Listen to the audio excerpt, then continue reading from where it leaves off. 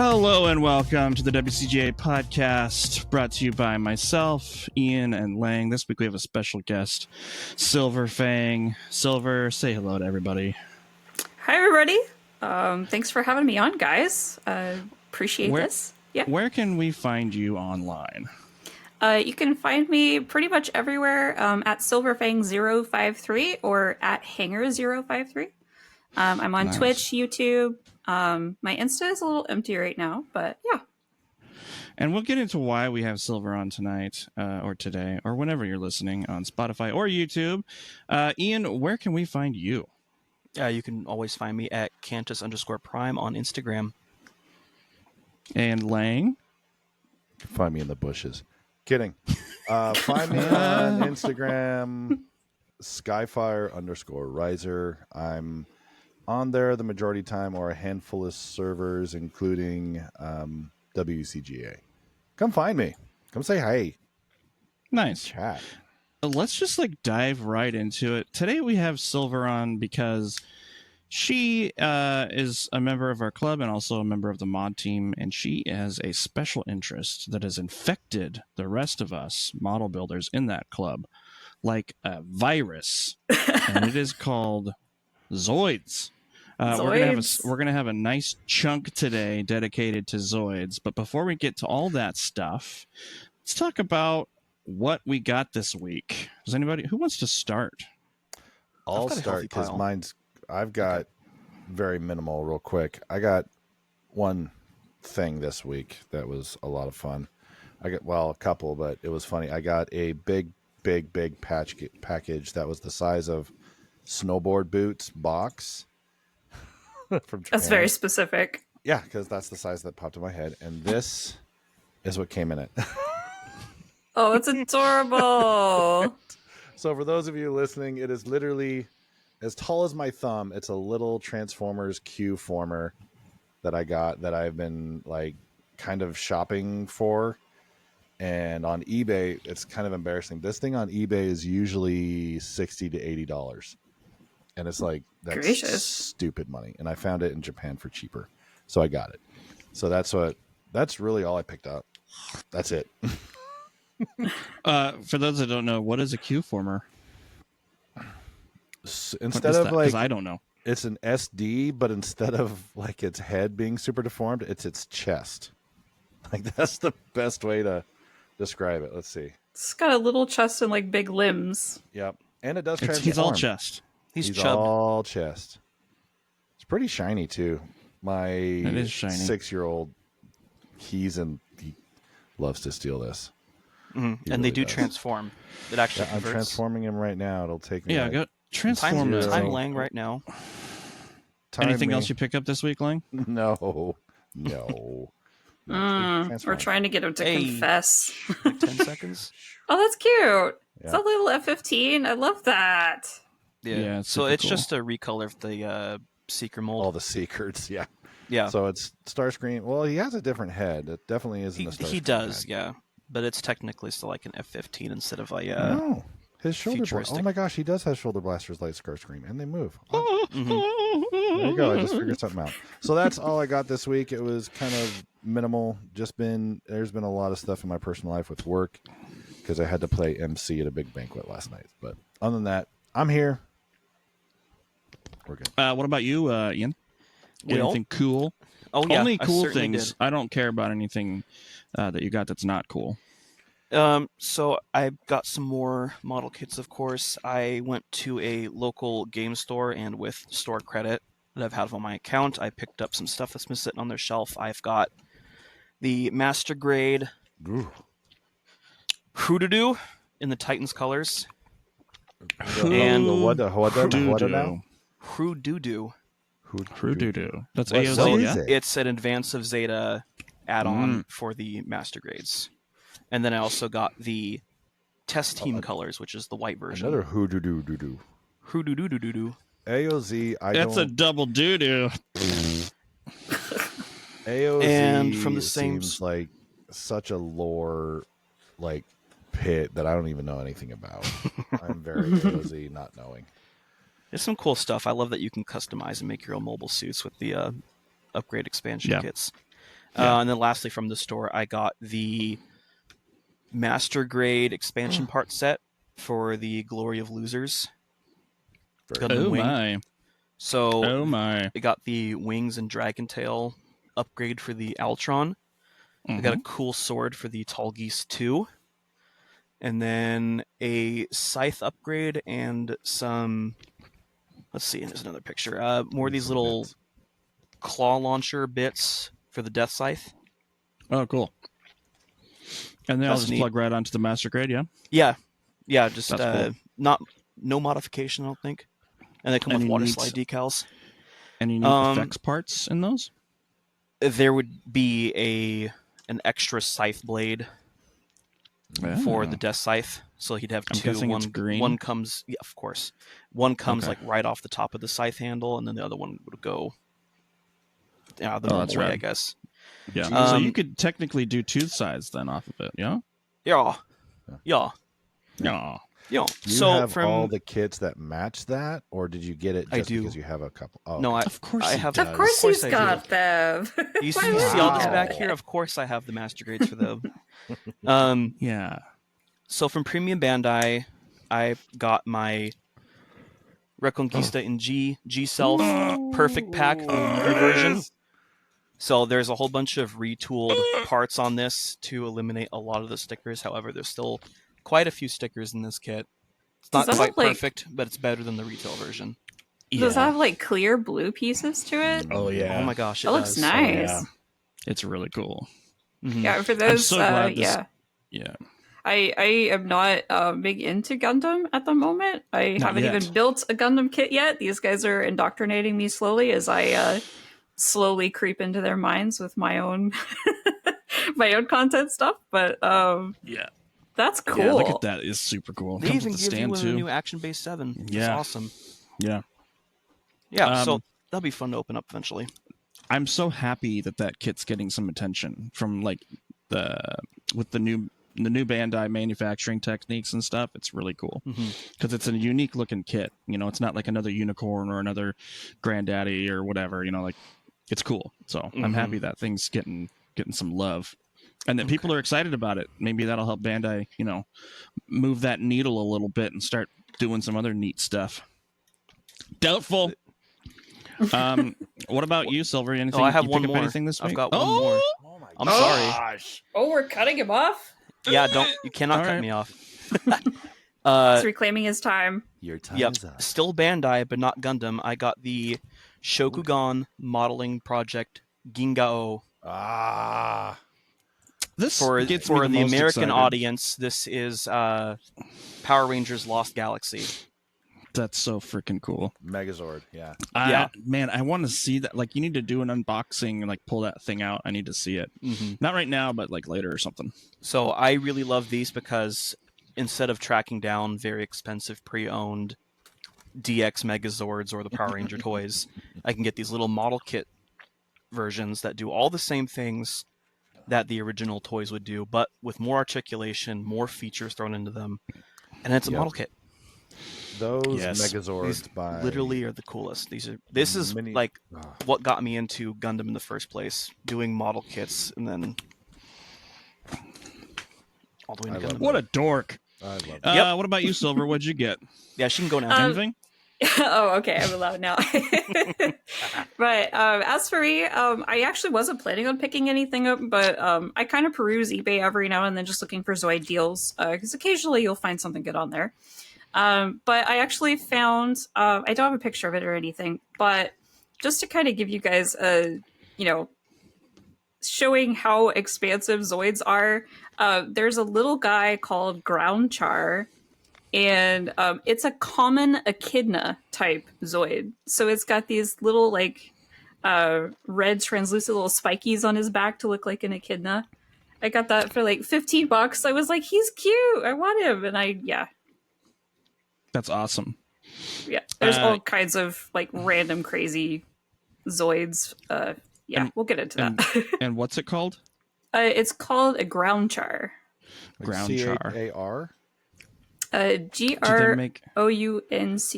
I believe. Do they make a Sky Char and a Space Char? Unfortunately, no. Red? Wait, is it red? It has little red spikies on it. It's red and black. Char. Yep. And I only know who that is now because these guys right here. Yeah, that little guy. He's like a little echidna. He's adorable. Got little spikies. Mm-hmm. Little pointy nose. That does look like fun. It's cute. There's probably like only 3 or 4 sprues in there. Little guy. Aw, look at him. Yeah. Look at him. He's precious. Really How can you like not love that thing? Venting's on the side. He's got a little mohawk. Wait, Yeah. his little claw tootsies right there, do those fold up into his body and roll around? I'm actually not sure, but the Molga has a similar, which is a caterpillar type Zoid. They have like little wheels that have these prongs that come out and ground themselves. They can move. Those are cool. I see any other pictures. I have a feeling that's not the last time during this podcast we're going to be using the word tootsies. Because almost, I think, maybe I can say this, all Zoids have tootsies. Is that true? I mean, in a sense. Except for maybe the guy sack. The guy sack Talons, Tootsie I mean, spotted. they've got Tootsie spotted. Tootsie's has spotted. tootsies, yeah. Oh, you got the shield All liger. right. Yeah. All right. Tootsies. Tootsies. So, what else? Anything else?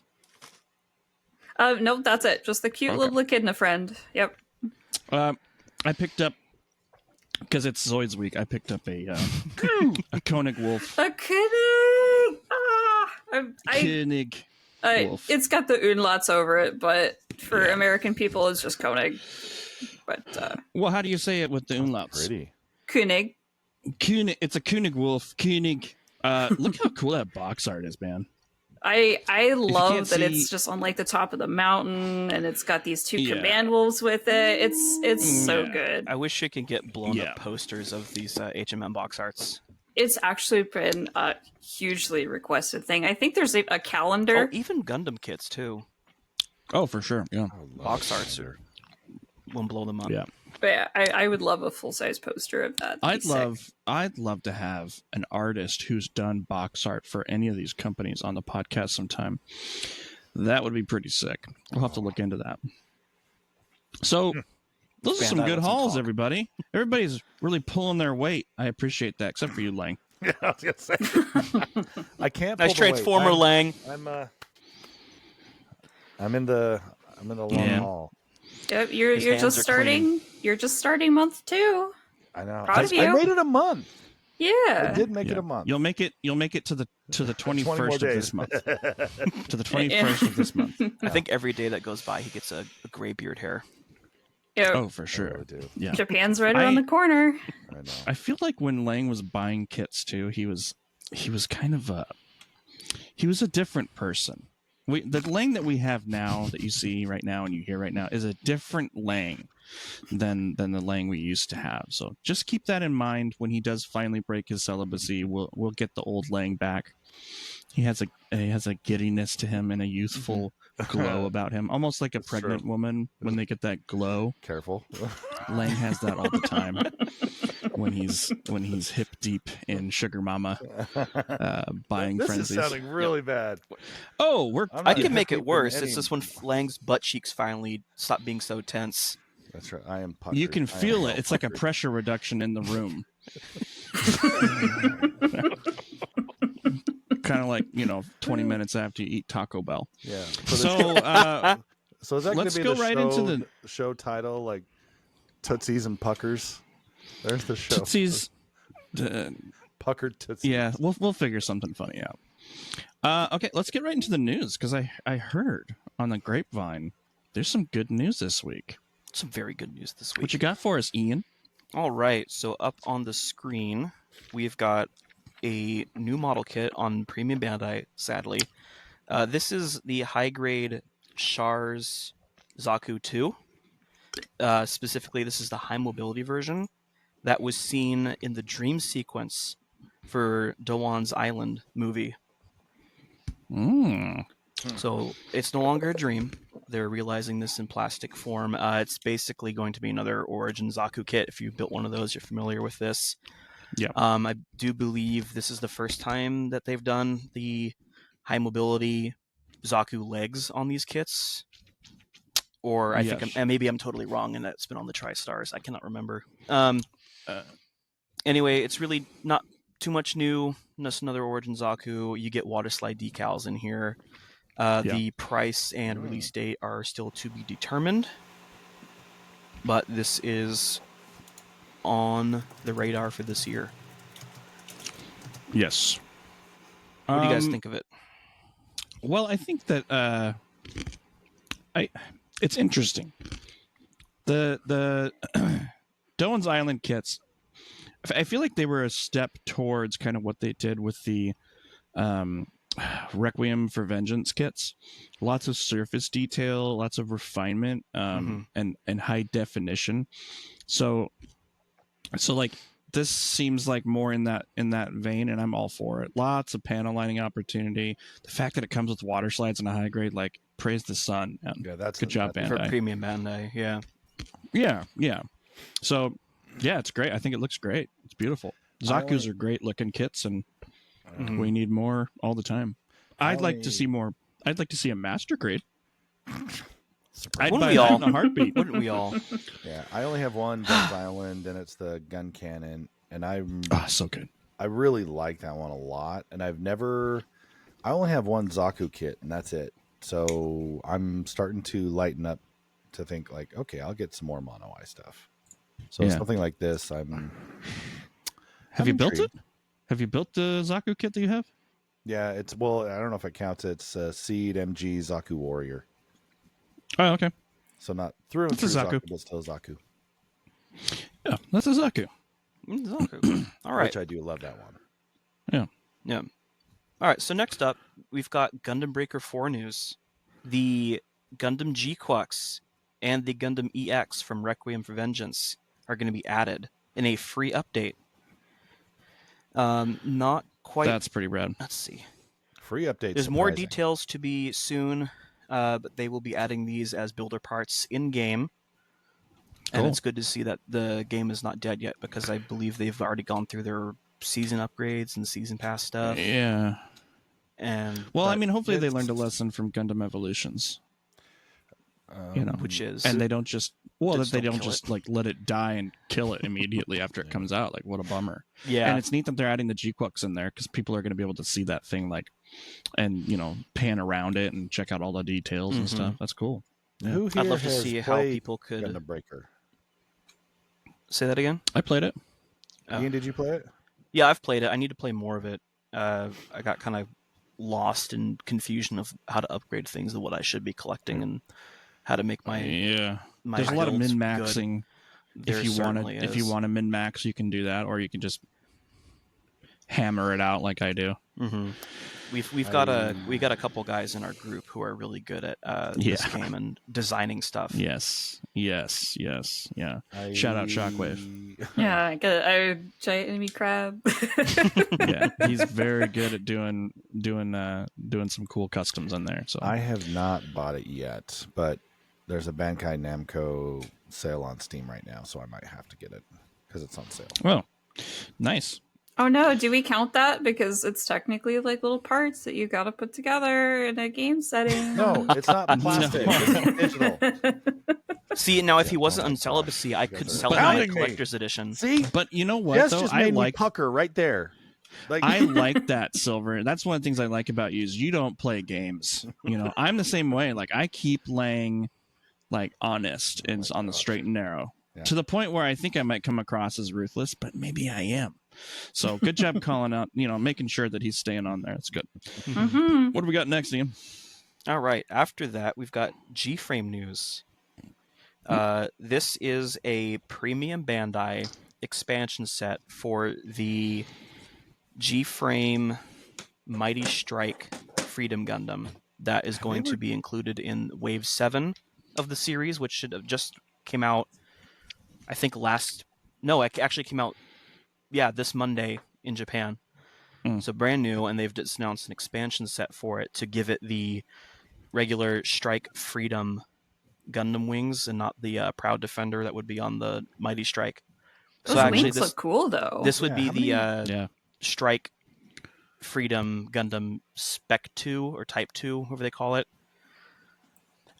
Yeah. So yeah, we do have wing effect parts included in here. All the Dragoons can be taken off the wings and mounted on display bases.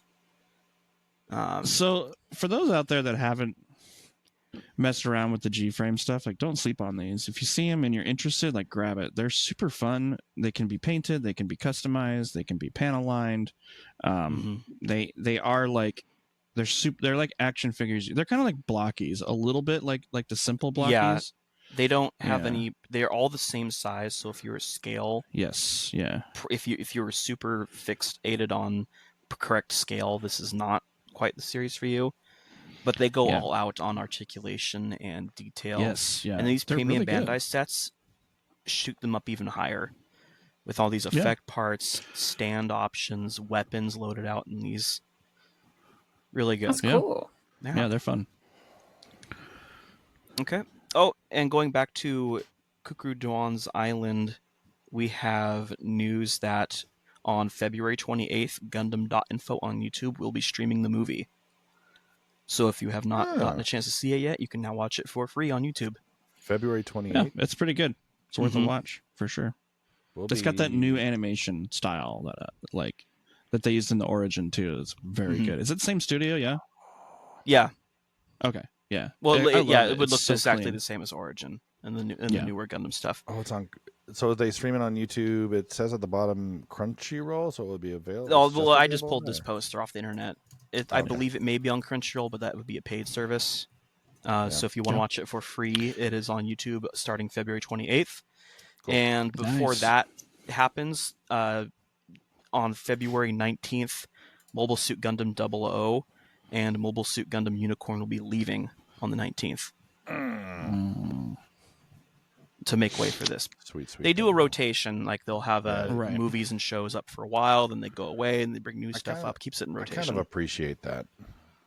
Yeah. For sure, yeah. All right. What have we got next? Next up, this...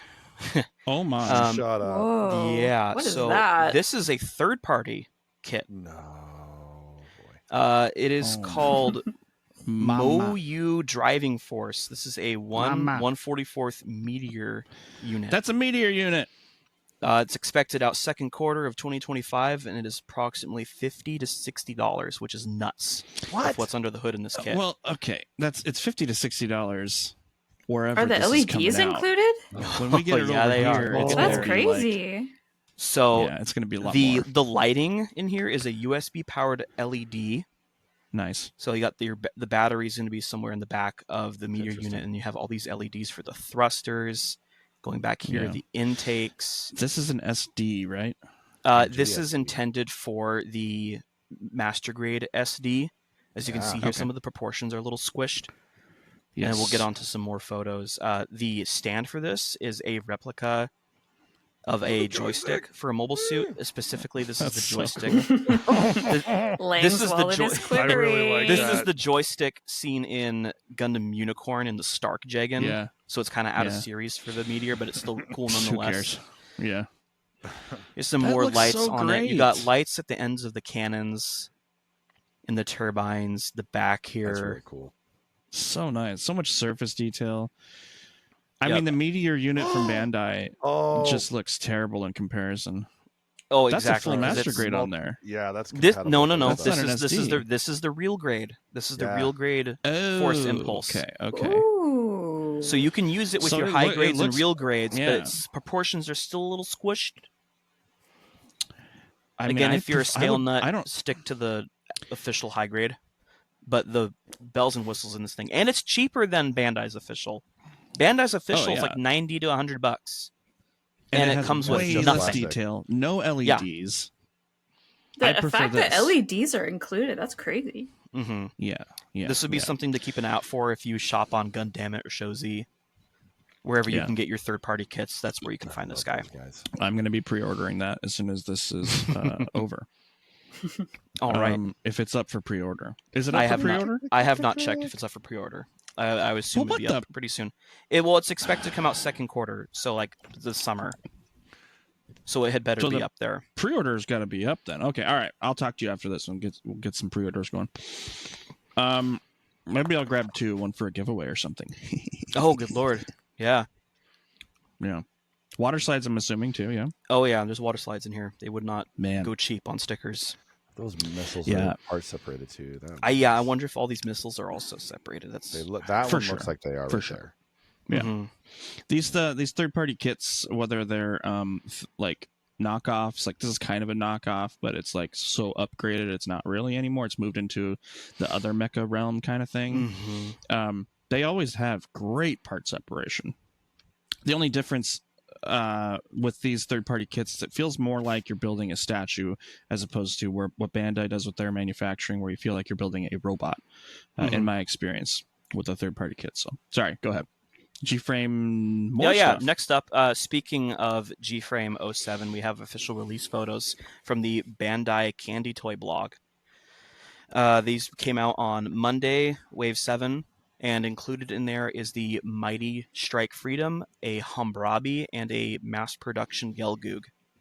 I love the Gelgoog and the Hammurabi. Yeah, the Gelgoog is just a recolor of the Char's Gelgoog that came out a few waves ago for G-Frame full armor. The Hammurabi and the Mighty Strike are new. Those look like HGs. Those look. I know, they're really well detailed. These things deserve panel lining at the minimum. So I'm curious because usually with the G frames they kind of look like an upgraded SD kind of with some of their frame stuff, right? Am I crazy in thinking that? Or am I thinking something else? No, you're crazy because that's not true. Okay, fair enough. What scale are these? No scale. No but scale. They stand about 4 inches tall. Oh, okay. Yeah, like 4 or 5 inches tall. They're really good. I will. I usually have extras because I buy them in the case. So don't they usually go for like I think $15 or $16, right? Yeah, I think in Japan, right? each box to build a character is maybe like $8, $8 to $10 each. Okay, so they just get jacked up about 50% over here. Yeah, they unfortunately do. I think a case on Big Bad usually sets it back about $90. Okay. Not okay. But you get a case of these things. You get a case, and but you I get don't, extras. Yeah. So you don't have to buy them in cases. You don't have to be like Ian, everybody. No. Please don't be like me. Of Gundam kits. Yeah. Because if we were in Japan and you were shopping for these things, you would have to be sure that you get the armor set. You have to get the frame set and weapons included. Right. And when these were in like Uwajimaya, which is a local Japanese grocery retailer that would usually get Bandai Shokugan figures, you'd always get in the store and find out one's missing and you can't complete the figure and it sucks. Right.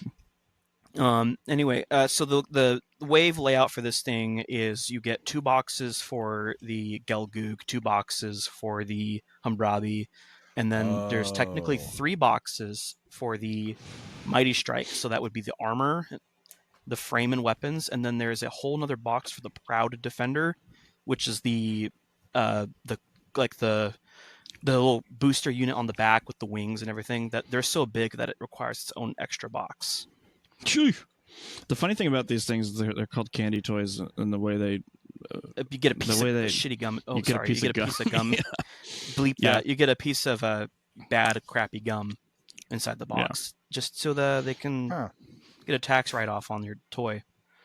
Right. So here's an example. Like, here's the armor set. You get a unposable frame inside there with all the armor pieces required to build that. This little yellow thing lying on the ground is the stand, because you can take the unposable frame apart and build it as a display base, an action base, to stand the character up on afterwards.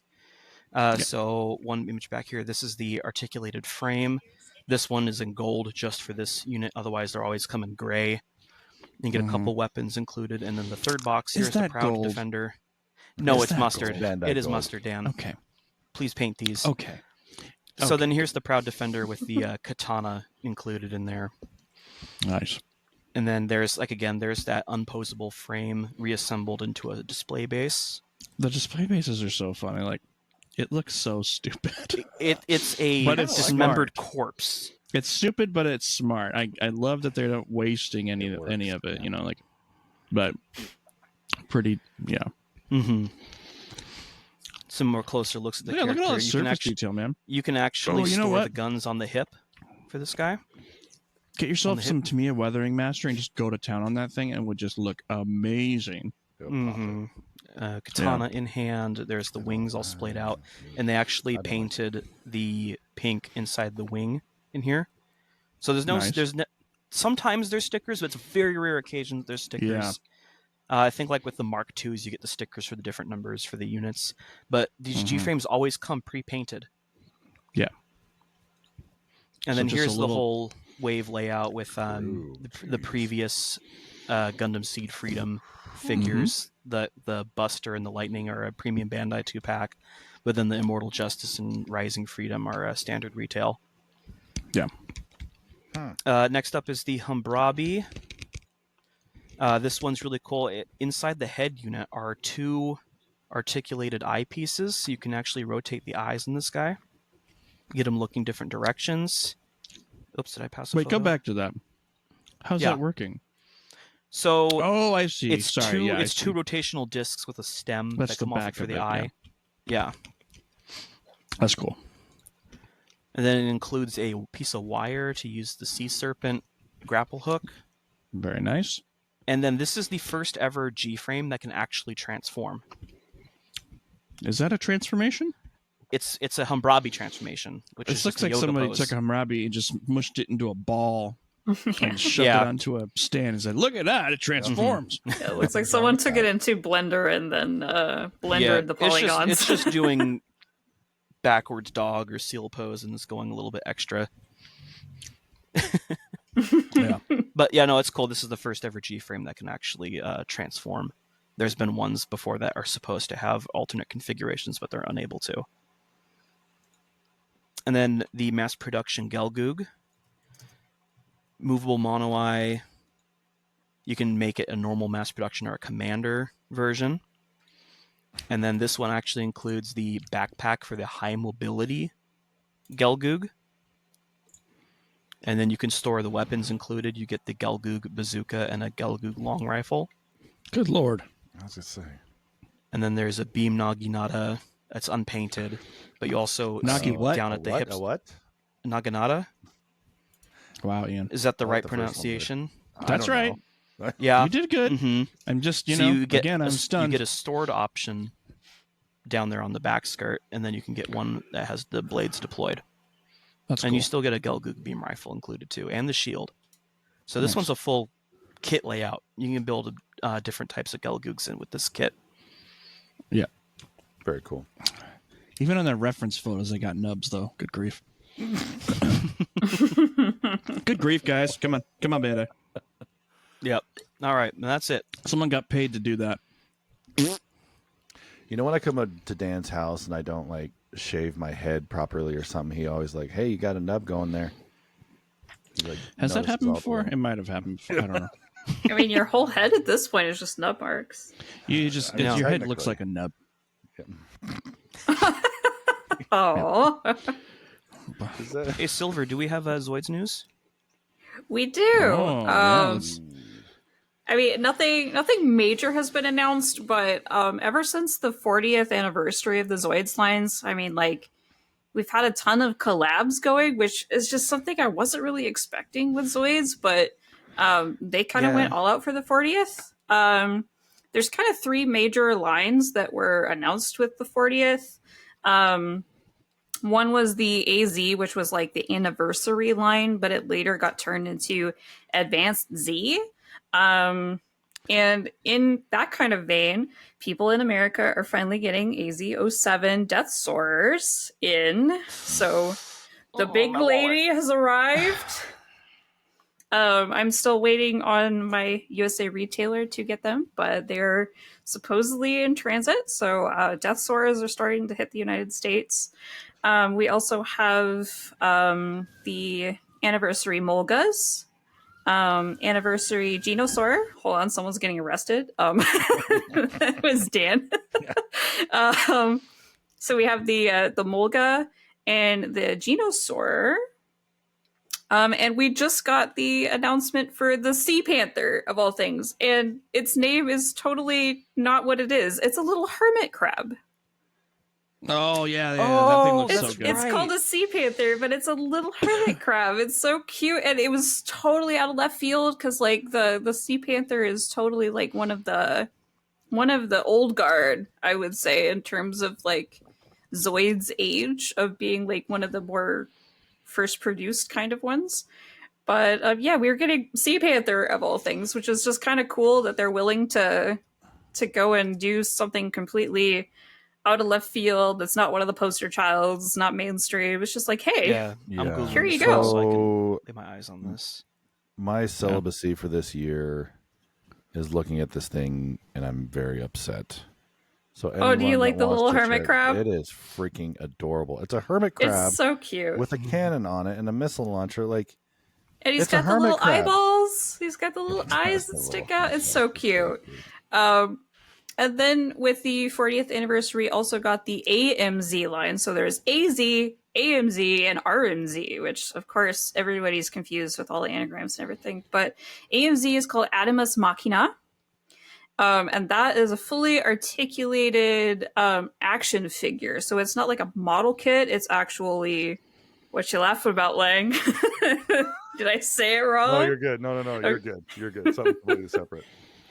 Okay.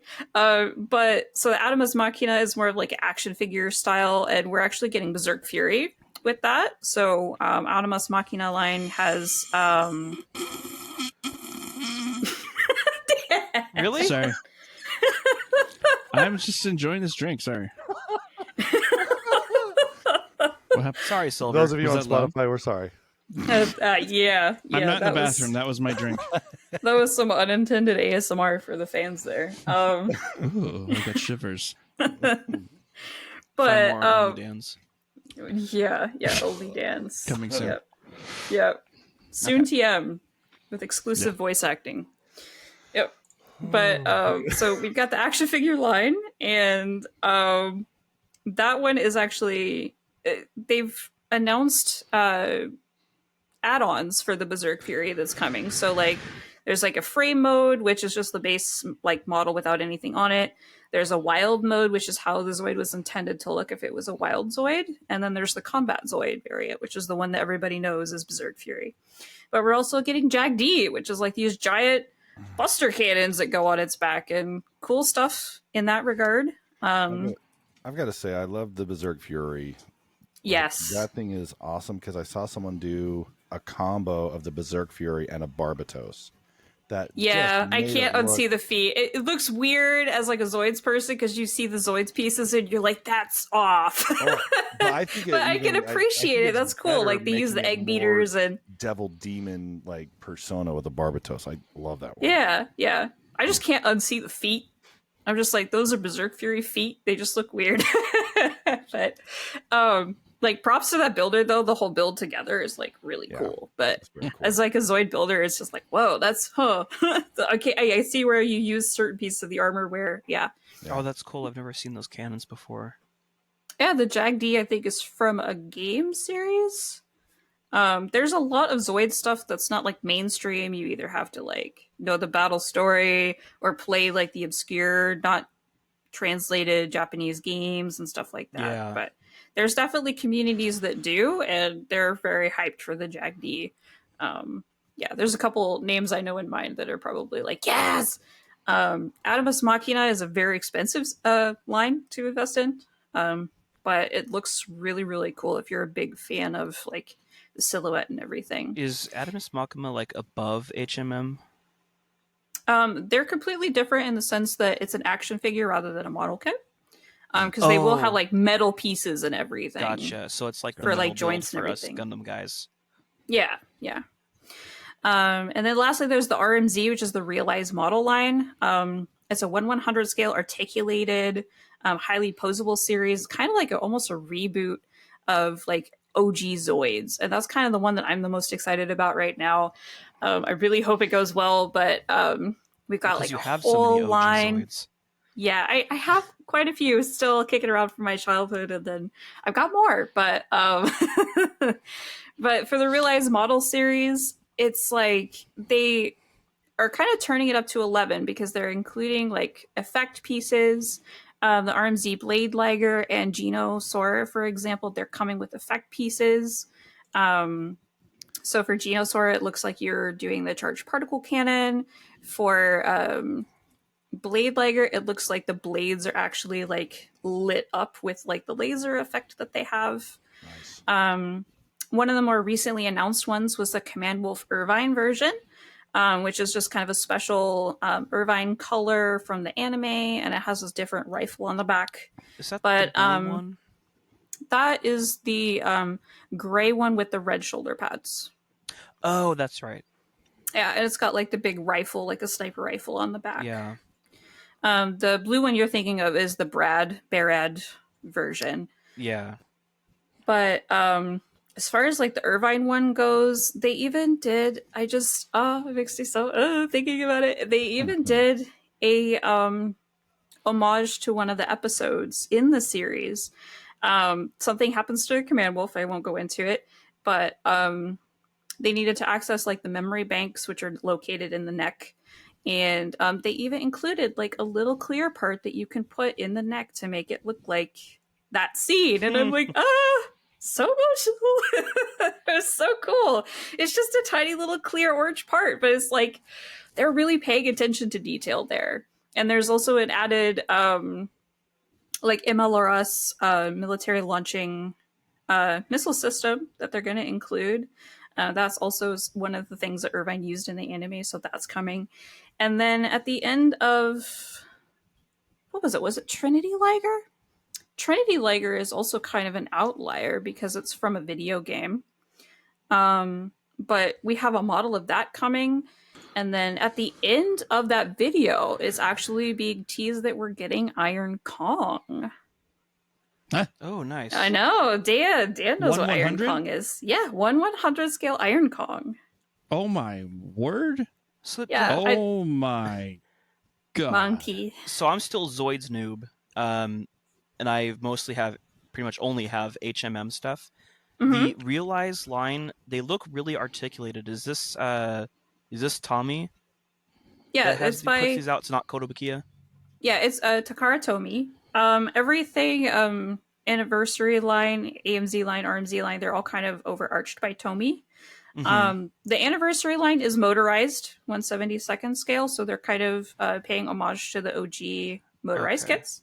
Adamus Machina is a completely out of left field, like we're doing action figures now kind of thing.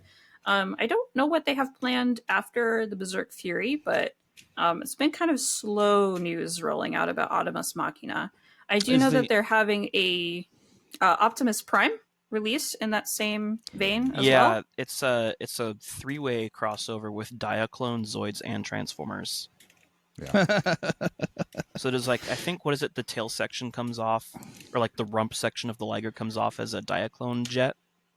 I think that's separately. That's the collaboration. That's not just Adamus Machina. I think Adamus Machina has a Transformer that's coming, there's though. another Oh, that's right. There is going to be another Transformer Zoids. They just haven't revealed what it is yet. Mm-hmm. But the high-end master model is the Kotobukiya. Their specialty, their baby, their claim in the franchise. They are expanding into a kind of a little bit of a anime style line with it's called Metamorverse, but it's like Zoids meets Frame Arms Girls. We're getting the Blade Liger and Fiona. Yes. Yeah. In that line is going to be interesting. I'm kind of interested in the Blade Liger girl or Fee. I'm not sure, but apparently the armor comes off. Rex. Apparently the armor, like, you can put it with the figure, or the armor comes off and makes a little chibi. And I see you, Jan. Yeah, we got to take away his I'm having fidgets. problems. Yeah, we're gonna have to see the teacher after class. Yeah. Put your phones in the naughty basket. Yeah. So, a quick question on that Iron Kong: is that a model kit? Yeah, it'll be a model kit. 1/100s. Okay. So My I've seen backlog people is build. bursting. I've seen people build the HMM stuff, the Kotobukiya stuff, and often sometimes they have build quality problems, like pick up a Genosaur and he falls in half. How are these Realize ones? are they better or worse than Kodo? Like, what am I to expect if I was to go get some of these realized models? We haven't got any in hand yet, but from what I'm seeing is like since it's being largely controlled by Tomy. Granted, what Tomy did with the Wildline was kind of scary, but I Scary digress. Well, with the Wildline, the oh goodness, sorry. With the Wildline, they did a Monster Hunter collaboration. Yes, I remember those. Yeah. I was so close to getting them. I know. I picked up the Sonic Bird Laius, which looks like Rathalos. And there was actually a manufacturing issue where they were packaged with 2 left legs. So you weren't able to build the bird. You were, and wow, I'm glad I didn't we get reached those. out. We reached out to the factory, and they were basically saying, "Tough cookies. You're in America. If you were in Japan, we could help." But oh my god, they couldn't go to dance class. Did they at least fix it? Sorry. I believe it's like fixed in like there's a revised later iterations and waves that came out. Oh good god! But I'm not gonna buy those now. They're like $70 anyway. I got very lucky that mine. I opened the package immediately. I would have been screwed if it wouldn't be right. But I would have cried. Yeah, I would have been so sad. Like the model is actually really cool. I did build it on a stream live, and we played with it, and it's tail heavy, so it flopped over and all kinds of stuff. So like it was cool, but if I would have opened that up, I would have felt so crestfallen. And there's actually another issue with the anniversary line, Liger Zero Phoenix. There's an adapter that if you want to build the Phoenix standing by itself, one of the pieces actually hadn't been injected all the way, so it was unusable. My Liger Zero Phoenix has that defect, so we're gonna have to see how that goes when I build it. Maybe and again, Tomy says tough cookies. You're not. Maybe in there's United, a 3D printed part Japan. people have a file of out there. Yeah, yeah. So, is that it for the news? For Zoid stuff? Yeah, I would say that's it. I'm really hyped for the realized model stuff. We got Kong teased. Trinity Liger is coming soon. Lang. I've been teasing him with Zoid stuff because he really seems to like that Trinity Liger. Well, it's very Gundam 00 to me. You know, very geometric, and yeah. The Bane spins. There's all kinds of different guns you can put in it. It's crazy. Is the anniversary line the one that I saw in person? Is that the Phoenix one I saw? Yes. Okay. That's the anniversary line. They're like a white box with the model on the front, and they're the motorized line, 1/72 scale. Mm-hmm. Yep. Stop it. Yeah, that's it for Zoids. I'll stop taking time there. Okay. Lots of fun stuff. These guys are getting antsy. Yeah. And let them talk. Well, I mean, we're gonna go right from there. We're gonna go kind of into the highlight of this episode. This episode is brought to you by SilverFang. I mean, we want to talk to you, SilverFang, about you. We'll talk to you about Zoids. We've kind of done that a little bit, but let's get deep into it. Let's get deep. Oh man, we want to go. You have some stuff prepared, some pictures and stuff, and I think. We've got some questions too, but I think we'll kind of sprinkle those in as you give us a tour of your pictures you've got. Sure. I think that's a good way to do it. Awesome. So again, Silver is a member of the mod team for the WCGA. She is an inspiration to a lot of folks as far as just, she has a Twitch stream that she does pretty regular, super chill vibes. She is she's always helping collaborate with people, like creating cuts. She does custom paint work. She's overall an amazing person and builder, and treasure to have in our club. So we're so thankful that you are willing to be on here with us today. Thank you for having me. Yeah, take it away with your stuff. Okay. So yeah, I'm kind of the resident Zoidian, and for some reason, when I kind of got into this group, everybody was very interested in Zoids because I was so passionate about them. I mean, I don't even pretend to know all there is to know about Zoids. The franchise itself has been around for 40 years. They've got pretty deep, kind of scary lore to them and everything, but like the world itself was really fleshed out, and I just like to talk about it whenever I can, and I gave these guys like a little tour of my backlog and some of the built Zoids that I had. And suddenly people were mentioning it more often, and then, Ian picked up one, and now Legs got one. I tacked Dan into one. People who are passionate about a thing are like generally pretty infectious to others. So you're passionate about it, and showing off your backlog to a bunch of plastic crack addicts was like going into a wonderland that we never knew existed, really. I mean, kind of peripherally, but yeah. Like what is it about Zoids though that like sparks your interest so much? Like what makes it special to you? I mean, it kind of stems back from when I was a kid, and like it also ties into another question you guys probably had, which was my first Zoid. Yes. My so my starting journey with Zoids and with modeling in general, I was like 7 years old.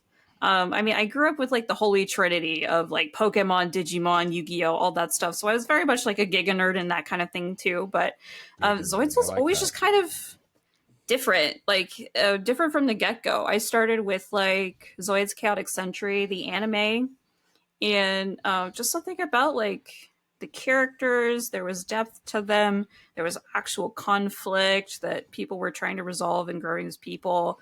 And then there was like the Zoids themselves. They were like beautifully animated. They were like different from what you guys know from like Gunpla. They're quadrupedal, animal based. They're not like kind of the mobile suit thing. Like, sure, there was like pilots and everything that controlled them and stuff. That's what I had to get used to, is I originally thought they were like human built mobile suit machines. And in a way they kind of are, but like from the outside looking in, you see these cool mecha animals and these pilots that like do cool things with them and stuff. But like it actually gets pretty grim dark when you start like reading into the lore. Again, I'm not going to say I know all of the lore. There is a lore keeper pretty much, and he's like the authority I would aspire to be. But Zoids are actually more akin to like Evangelions than they are to Gundams. They are sentient creatures. They're actually like metallic life forms. So they have thoughts, feelings. They're living creatures. So yeah,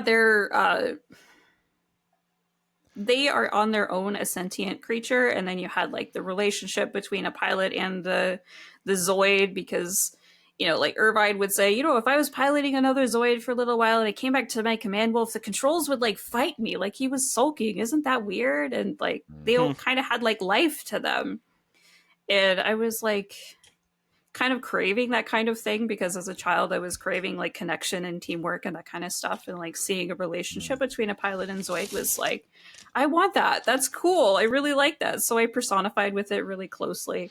Nice. And then that just kind of became my thing. And I didn't even know that like Zoids was like a TV show or like a franchise when I had bought my first model. So like I said, I was about 7 years old when I got my first model. Me and my uncle were going through the toy aisle at Walmart, and I looked on the shelf, and there was this little crocodile sitting there. And I was like, in my Steve Irwin phase, I was like, I want that crocodile. That's really cool. Yeah. So, like my parents were kind of going back and forth. They were like, gosh, I don't know. She's out of the age range for what they are. You have to put them together. And I was like, oh no, I know. Give me a chance. I want to try to put it together. Yeah. And so we bought it, and, I was sitting at the living room table for like hours just trying to get these two little pieces together. And we were thinking, oh, we're going to have to take it back. And I was like, no, I want to get it. And so there's like this little part where you put the wind up motor in, and you have to like snap the body together. And I'll bring up like a little picture of little Barrigator. He was my first little Zoid here. Never forget your first. I know, and I wish I still had him. I only have a piece of him, and there's a weird story about that too, but I won't go too far into that. But get on that. Bring him back. This is the little guy. Barrigator. So, yeah, he's so cute. But there's like a little wind-up motor on the inside, and it would make the legs move, and he would walk, and the tail would wag, and all of this kind of fun stuff. So cool. I love that. But in trying to snap together the main body, I was failing at that. But once I got it and the rest of the Zoid came together, I had myself a little crikey. I took him everywhere. He was like, yeah, it was so fun. And that kind of got me interested in it. And my parents were like, okay, this is something that's not going to rot her brain. It's basically a 3D puzzle. Let's get her more. That's a little crikey. I like that. Yeah, I had myself a little crikey. And a fun little thing about this guy was the cockpit. So you see this little orange part right there. It's where the pilot sits. Right. It's in the worst place. This is one of the weirdest cockpit placements I've ever seen, because if it opens its mouth to bite, the person is just sitting there screaming. You like, let's do it. It's so bizarre, but let me ask you a question here. If I saw that thing open up, I'd be like running for it. So it like gives some room to get you out of that cockpit. Yeah. Do Zoids eat? So Zoid morphology is very, very strange. I'll actually go back a couple to How do they reproduce? Back this way. No, Ian. Nice. So here's a little infographic. Wow. Hold up. This made me laugh so freaking hard. I just looked at it. I started laughing. I shook my head, and I thought, this is why we have Silver on here today, because this is weird. It's have so like 80s. a timeline. I love it. It's like you know it's like those things of like the monkey morphing into the Homo sapien. Evolution. Evolutionary thing, and we've got this now of Zoid.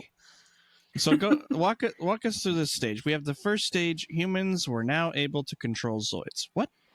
So in the beginning, so life on planet Z was very kind of inhospitable. There was a whole like thing where planets collided, blah blah blah. But basically, these the oceans of planet Z were very, very heavily saturated with metals. So they had high saturation of metals, and it was high pressure, high temperature. So in order to survive, these microorganisms started kind of like compressing themselves in metal. Started kind of generating a core, if you will. I'm wondering if this next one. No, I don't have it. But essentially, like all of their major organs started to get condensed into this core. Okay. That's the like in the HMM kits. That's that little red ball. Yep, it's the forbidden candy. Yep. But now humans are also on this planet? So Z is a planet all its own, so most people, they just go humans because they're humans, but they're actually called ancient Zoidians. And they had like metallic properties. They had metallic properties to their bodies as well. Like ancient Zoidians actually had like they had like metal like glands where they could secrete into their skin and cover their bodies in like a sheen of metal, which was kind of cool. What? Okay. We're going full Colossus X-Men. Yeah. Right. I know. Yeah. They have to go to Silver Surfer, you know, but yeah. But over time, these creatures like they started getting like little pits in the cores, and the cores would sprout limbs, and then they would become kind of these wild Zoids, is what we call them. So you would have like Zoids preying upon other Zoids, and you'd have like the big dinosaur Zoids that would prey on smaller ones and whatever. Sure. So they just kind of became life forms with the core, and they made this big metal shell around it basically to like protect themselves. So over time there was definitely like wild Zoids, and like they would befriend with, you know, Zoidians, and they would work together to do stuff. That's first stage. Yeah. Okay. Then But, something happens. Yeah, I mean, then as humans do, we tend to have little wars about things and disagreements. So we took more to like riding them, but we also took more to outfitting them with weaponry. And there was also a big arms race because humanity arrived on planet Z as well, and humanity was much more advanced than the ancient Zoidians. So, like space travel arrived? Yeah, space travelers arrived, crash landed, realized they couldn't go home, so they're like, well, this is home now. But they're not the ancient Zoidian humans. They're like from Earth humans? They're Earth humans? From Earth, yep. Okay. This is blowing my mind. This is the kind of stuff I dig. Okay. How do they react when guys? they found out there's already people on the planet? Yeah. What happens? I'm not sure how the early tribes and stuff were interacting, because there was already kind of established biohumanoids basically already living on the planet. Right. But of course disagreements arose. And then the humans that came to Planet Z were much more sophisticated and much more technologically advanced. So there was kind of a big arms race to prepare themselves to defend themselves. So you got more to like the third stage, which there was like a lot of like outfitting of Zoids with combat pieces. So you got like this guy with the roll cage and spikies. Well, it's funny because it starts out with sword and shield. Give me that. And then we go to catapults and crossbows. Yeah. And then the next one is giant cannons with machine guns. It's like, whoa, we missed something here. Uh-huh. So this is where things kind of get grim. So as in 30 years. Crazy, I know, but in 30 years, we go from crossbows and catapults. Oh my gosh. To artillery cannons and machine guns. Okay. I mean, but like, I guess they were just really spurred by the arrival of humans or whatever, or humans integrating brought their own technology and created a really big boom. Oh, okay, yeah. But so you had like more simple, but they were still wild Zoids. So then actual, like, this is where it gets dark. Because like an entire Zoid's identity is locked within its core. That's like the lifeblood, that's the soul, the everything. Yeah. It's even their reproductive organ. The core basically reproduces like a fungus. It sprouts like these little miniature versions of themselves, and then they release them into the water to absorb the metals and become new Zoids. So yeah, or when the Zoid passed away, the core would release all of these other miniature cores that it had been producing, and it reproduced that way. So Zoids reproduce like SpongeBob SquarePants. Like that's how it is. But once is that you the take grimdark part? Once you take the core away from the host, it loses its ability to reproduce, and it becomes very within itself. So these combat units are entirely artificial bodies, and these cores are harvested from wild Zoids and put into the combat unit. Ooh, yeah. Because they act like a little tiny reactor, and it's a way to power up the armor. I see what's going so on to here. say. Uh-oh. So you take the core, you put it in a Zoid, and then that core has to figure out what am I, where am I, who am I, all these things. That's bad. Yes. They're in overalls in the 80s. But yes, these cores can also somewhat be cloned and reproduced later on, but for the most part, it was wild Zoids get taken down and their core gets harvested and put into a combat unit. And that's everything you see in most modern Zoid stuff these days is a combat unit. Blade Liger, Liger Zero, Berserk Fury. Berserk Fury and Liger Zero have something special about them called the organoid system, but to briefly surmise that, it's like if you take a core out of a host and you give it into something that looks pretty much like it was. So if you take a Tyrannosaur and you put it into a Tyrannosaur, that Tyrannosaur is like, oh, this is kind of like my body. Okay. So it has a higher combat aptitude because it's like, oh, well, this is, okay, I'm here. This is a whole thing. But for the most part, a lot of those cores were kind of locked out from being able to control the body, and they're more used as like a power source rather than actual allowance of being sentient and moving on its own like it used to. So that's pretty dark. Like once you start learning the deep lore of Zoids, you're just like, oh, these poor things, because they are sentient, they're creatures. Oh god, we as humans would do the same exact thing if we had these. Yeah, I mean, I 100%. Yeah, but you got to do what you got to do. There are instances where like the core is allowed to be itself, which, you know, Blade Liger Zero, when it acts on its own. A lot of some of these more advanced ones that allow communication with the core, they start to act out on their own. They start to be more individualized, to have a personality. Like Irvine's Command Wolf's controls would fight him, being like, I smell there was another Zoid involved. I'm gonna be mad. Why didn't you take me? Like that kind of stuff. But interesting. That's yeah, fascinating. Like the lore stuff sounds really deep, and I'm excited to learn more about it. Yeah, I mean, there's so much, and if anybody listening wants to have a look at the lore for themselves, everything is documented on the Iron Bible, is what we call it. So just look up the Iron Bible on Google, and you'll find just a wealth of all kinds of information. As we get our hands on stuff, they upload it, retranslate it into English so we can read it, understand it. It's a whole thing. Like, they have done so much work on the Iron Bible, and that's, yeah. Very Iron cool. Bible. I'm looking at it now. Yeah. Oh, good lord. But yeah, Zoids are something else. They're so fascinating. I didn't even really start to get deep into the lore until recently. I just thought they're biomechanical creatures. They're really cool. They're mechanoids. Yeah, let's go. And we're still on the podcast. You can I know.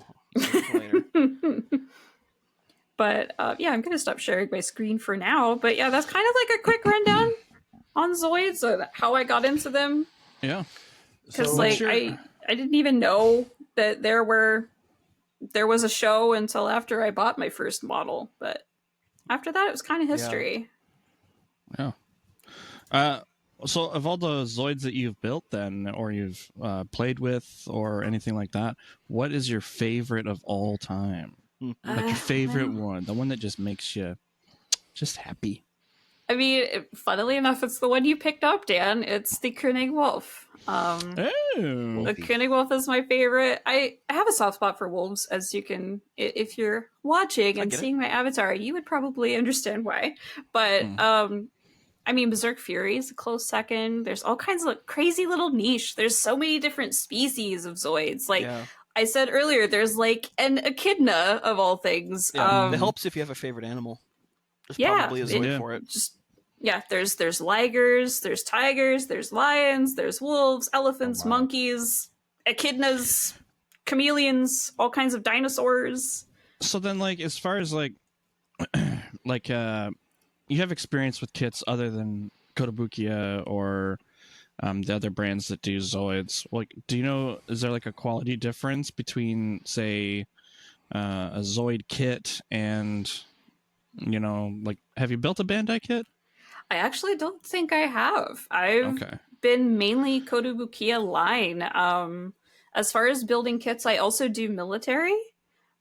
So I do military aviation specifically at the moment, but there's nothing really I'm not intending to build at some point. I have tanks, helicopters, all kinds of stuff. But I do have quite a few things from Bandai in the backlog. I had like the Blue Eyes White Dragon. I have a couple Digimon kits. I have my first Gundam, but I haven't built them.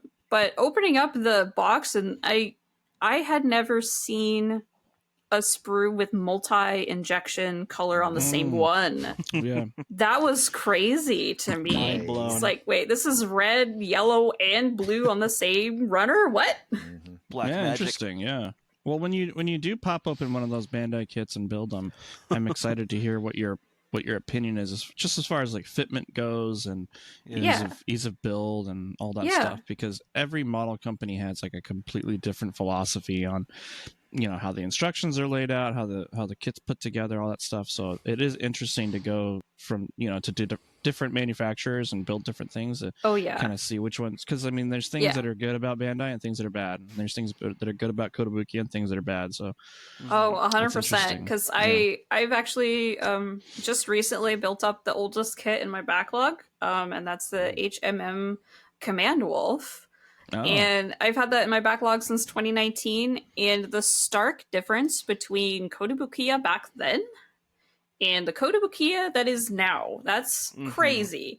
Because like the Koenig Wolf from the Kotobukiya line, all new tooling. I hear it's an absolute breeze to put together. It's such everybody that's built one has said it's such a joy.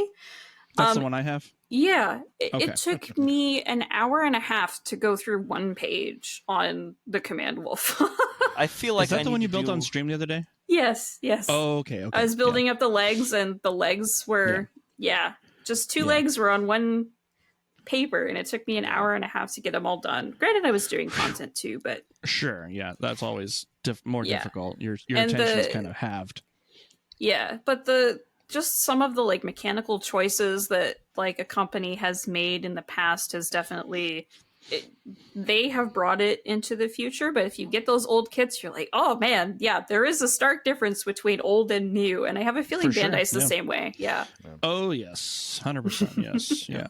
So I should probably do my Shield Liger before I do Koenig, just so I can see the Shield Liger's an old girl. You gotta support them hips. She likes to explode. She's a little she's a little bit of a hand grenade. Good lord. Glad I got Black Friday. God. Yeah, the back hips like to separate from the rest of the torso. You'll probably want a little bit of glue there. Break out the cement for this. Yeah. Is that the one you got in our last shopping trip?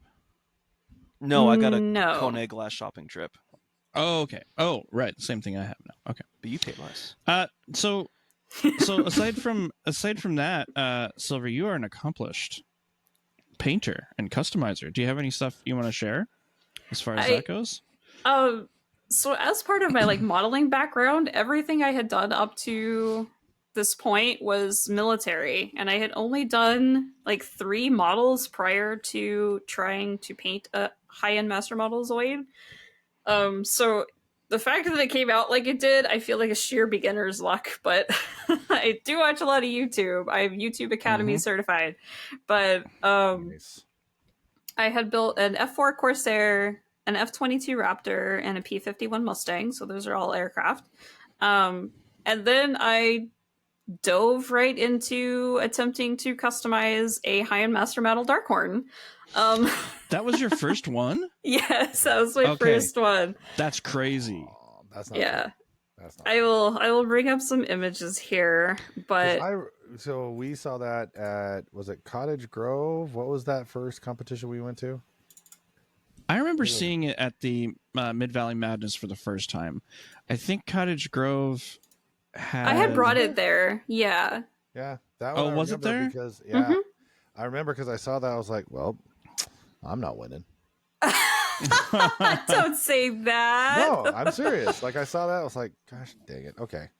Because I had only finished 1 or 2 of my turtles at the time. And I was just like, okay, these are my... At Mid Valley is when I got my first good look at it. God. Yeah, this is the stock, right? This is as it came.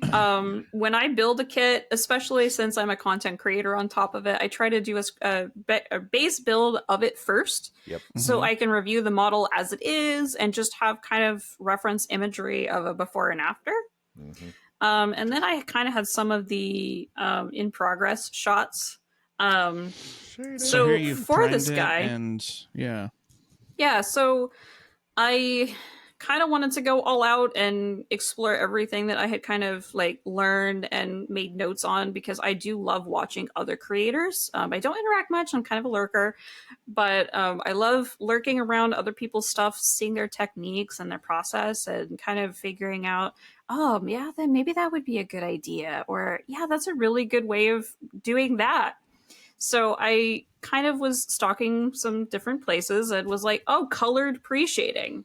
That makes sense. And that's just you primed with that fine surfacer that I'm seeing in the back too, right? I don't think it was the Tamiya rattle can that's in the background. I think it was the Vallejo or Vallejo. I used just a gray primer. Put that down first because the plastic was black. So I needed something to bring it up to the level I wanted it to.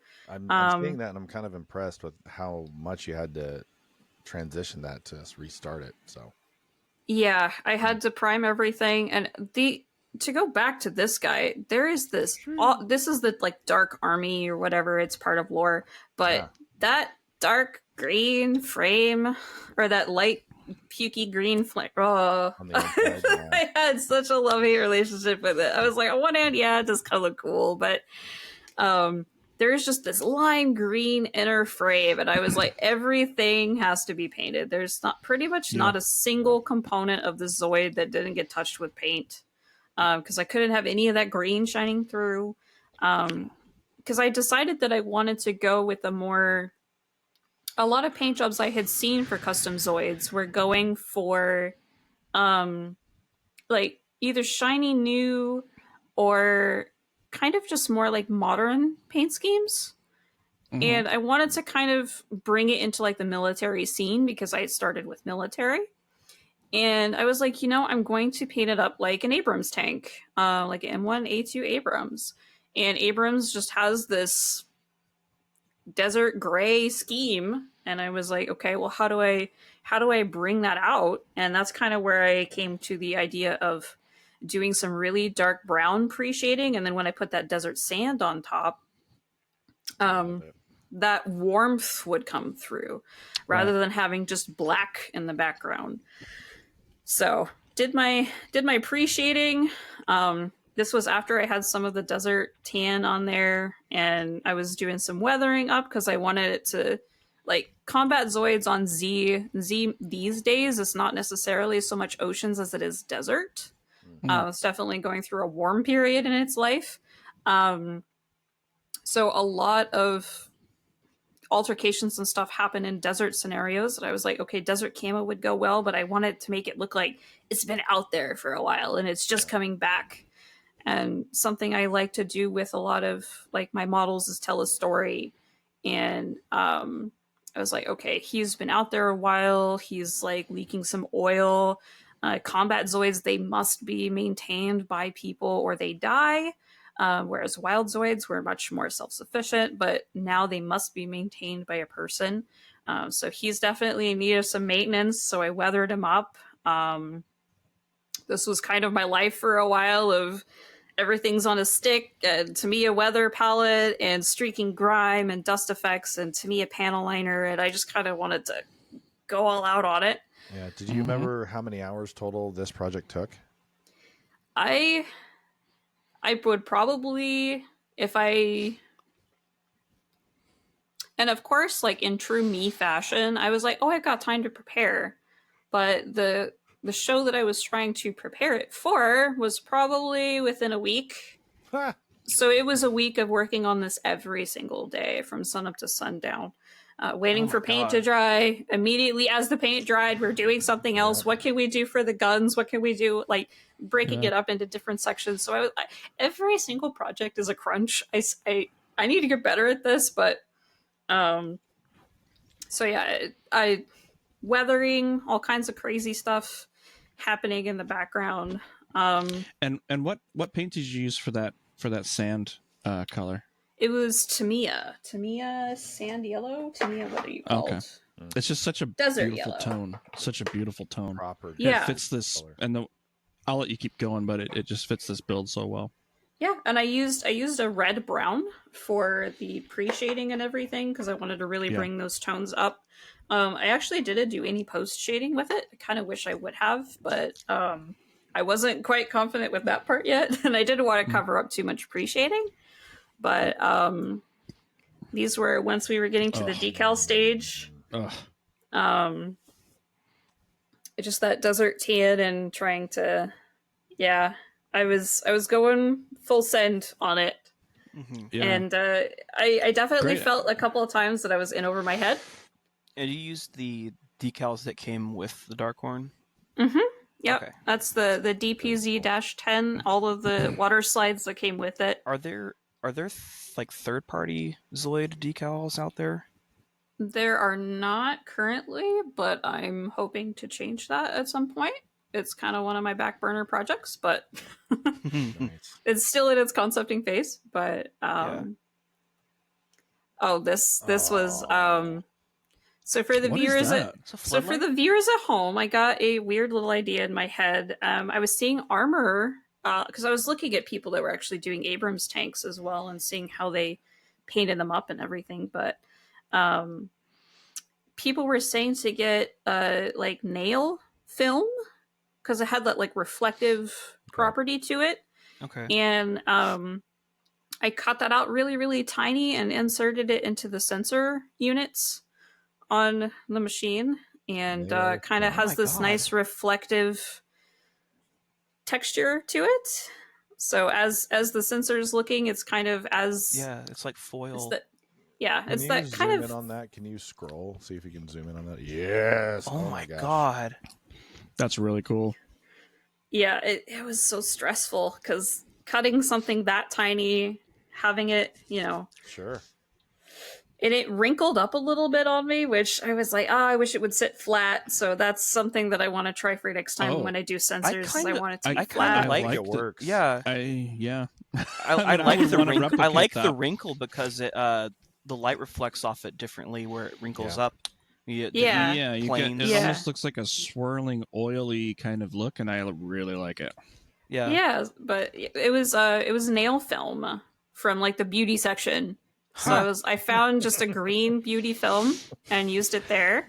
I'm not laughing at like where to get it. I'm laughing at me, Dan, and Ian walking into a beauty store. And like, hey, we need the nail Ulta Beauty people are like, what the hell are these guys doing here? Hey, I'm making a Gundam model kit, and I need some. I need some for my sensors. What's a Gundam? Something else I want to try though. Oh, is that a transformer? Oh my god! Oh my god! But something I do want to try next time is holographic washi tape. What's now? What's this? Like washi tape is like a scrapbooking kind of tape, but you can get like holographic tape. Silver, we're gonna have like a shopping list attached to the episode description for this thing. People are gonna know. Washi tape. There's so much crossover between all of the like modeling people. It's so crazy. I've learned so many different techniques from all kinds of different places. Like the miniature painters have one process for this, but Gunpla people have a totally different process, and then you have people that do armor, and they're totally different from people that do rotary or military aircraft. So I have my finger at every pie possible trying to figure out, how did they do this, and how can I bring that to mecha? Like, how can I do some crazy things? Yeah. Can you I've learned 2 things today. I see Hobby Lobby. Can you get like washi tapes at Hobby Lobby? Probably. I'm not sure. I mean, I'm very particular about with an I, not a Y. Yes, with an I. Here somewhere. I got what's it called? It was from Beauty Galleria on Amazon. Yeah. So Mr. Bezos put this in the gravity cannon, sent it to my house, and it went on my model. Like, Silver needs this. But yeah, that was part of the fun. This was it. Oh god. Assembled. I haven't got it in the photo booth to take some actually nice pictures of it yet, but Did you switch the arrangement of the cannons on the top, or is that how it is? I was actually planning. There's an upgrade for Abrams in the works. I was planning on doing both double because I have another set of Gatling cannons, so I wanted to do that over the top. Let me see if I can go back here. I wanted to do this double over the top kind of look, but I also was like, I don't really have enough time to do the other set. I actually don't know if I had the other set, or I did, but I didn't have enough room, I think, to work on both sets at once. But I do intend to do an upgrade for Abrams, this is kind of his call sign, at some point with the double Gatling. Oh, that's back too far, but yep. So this guy's got a cockpit on his hindquarters and a cockpit on his tail? Yep. This is actually a 3-person Zoid team. In a lot of combat units, you actually have to have coordination with your gunner, your tail gunner. Like Darkhorn itself is a walking fortress. So you have someone who pilots the main machine, gets it into position, and then you have a gunner who designates and unloads all of the payload. And then you have a tail gunner who watches your 6. So some of these Zoids are multi-cockpitted. Yeah. Okay, so if there was a multi-cockpitted West Coast Gundam Alliance Zoid server, where would you assign each of us 3? Well, each of you three. Gosh, I would probably put Ian in the cockpit because he's the most responsible out of the three of you. Wow,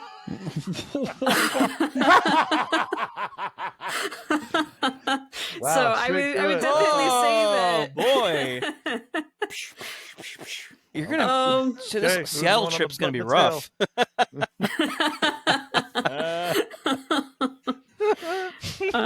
I say that, and Ian's got the biggest backlog, and I say he's the most responsible. But Right. here we are. But I don't know. Ian would probably enjoy all of the controls. It kind of requires the most finesse to get the machine into position, and then I don't know. I think you guys need to do like rock paper scissors for who does the tail and who does the who's in the ass cockpit. I mean, you have an important place in the back, but nice hesitation there. you don't get to control nearly as much DACA. You do get to like have there's like a fun little like tail skid at the bottom. You get to go skiing on this podcast. I want the tail. I'll go out with a bang then. All right. But yeah, you guys can rock paper scissors. It's fine. Yeah, It'd just be like what is it? Gun tank. Gun tank needs 2 people. There you go. Yeah. Oh, that's funny. Okay. There you go. I'm the guy that stays behind at the base and just fixes everything when it gets back. So you can have the payload DACA Silver. I wanna go back to the guns here. So how did you do your wash, the heat wash on the Gatling? It's actually not a wash. It's straight up airbrushing.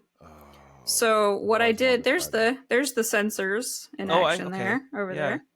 But as for the gun itself, everything was done in Tamiya metallics, and then I used clears to get this effect here. Nice. So I used a clear orange to start off kind of the burning look of the barrel, and then I slowly transitioned into a lighter color, I think. I started to do a little bit of yellow, and then I started to turn it really, really blue. Mm-hmm.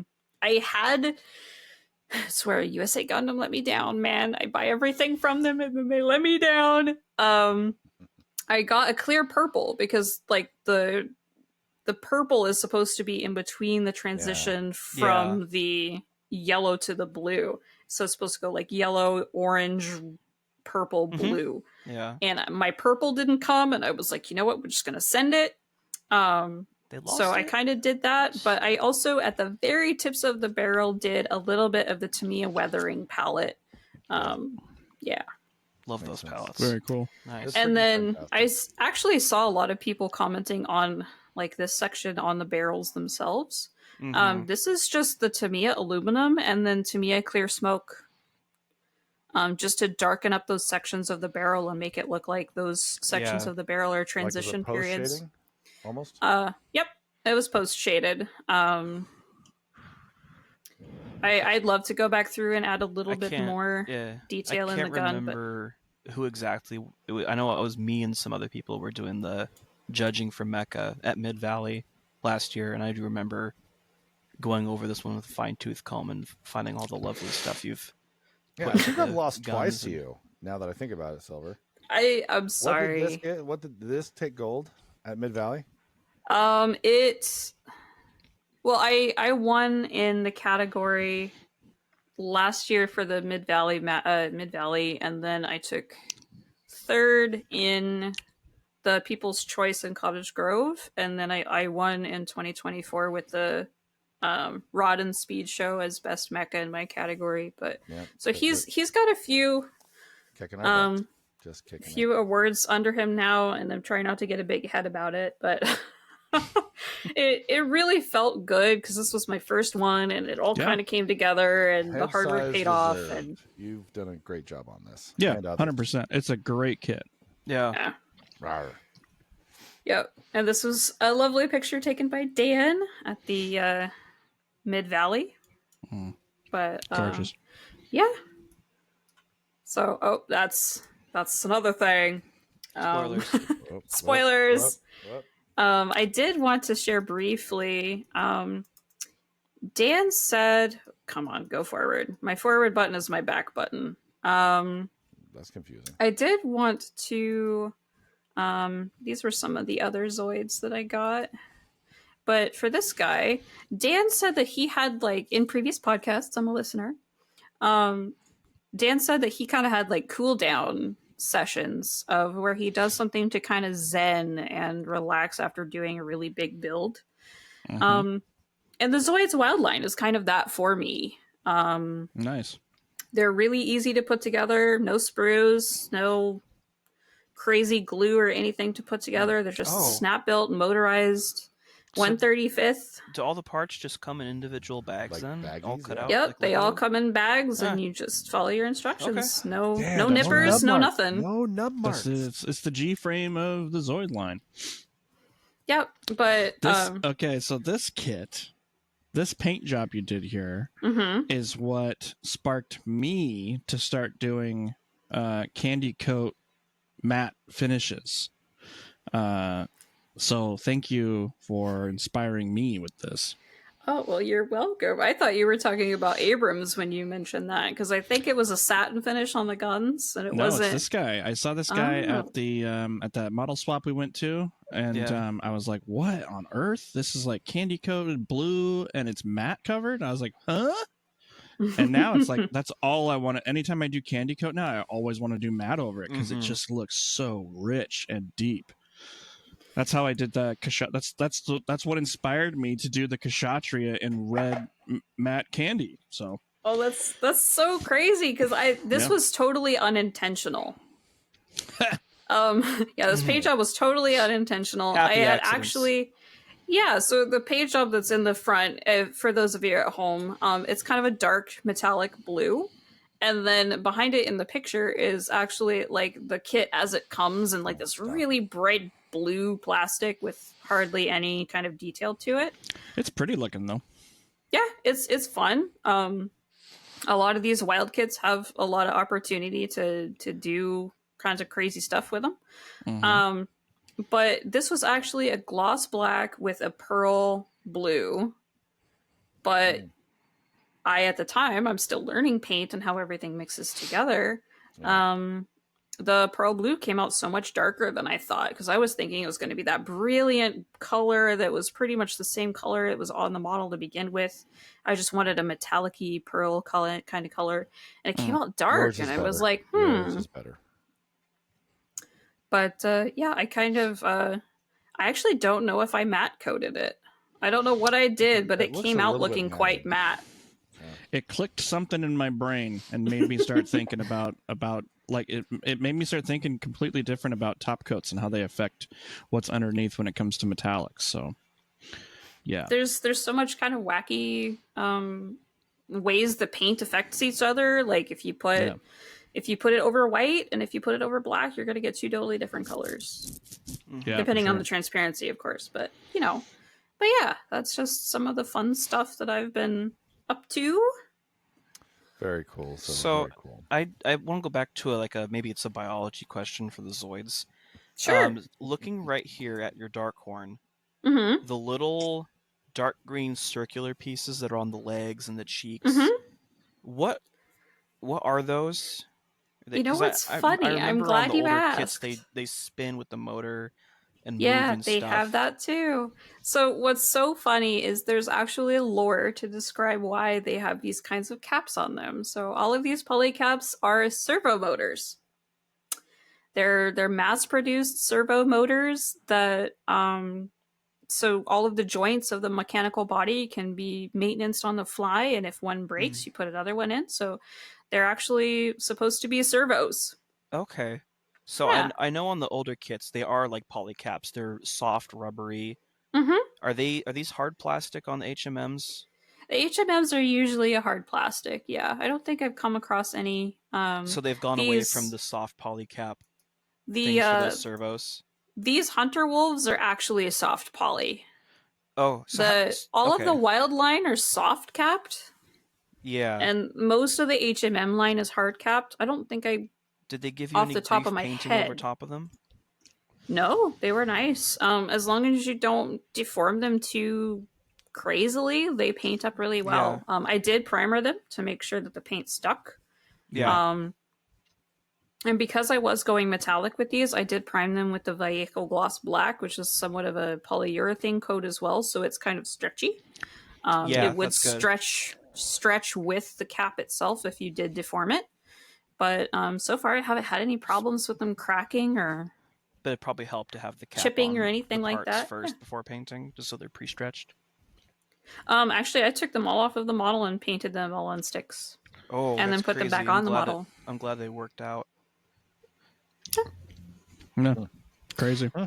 Yeah, it's funny because it's just every little part of Zoids kind of has some lore to it. It's kind of crazy. Did you have some other pictures you wanted to show? I for the other build section, I just had one of the recent kits that I did was Hexagear, and for some reason I'm getting into Hexagear now because I got one funny looking little fox dude, and then was like, oh, I need a governor, and then after I got the governor, I was like, well, this is a funny little dog dude. I'm gonna get that too, and oh my gosh, there's a horse. And a knight, and now I have too many. And yeah. So then I started reading the lore, and I liked the lore. It was like, oh, okay, cool. We'll invest a little into Hexa and see what's going on.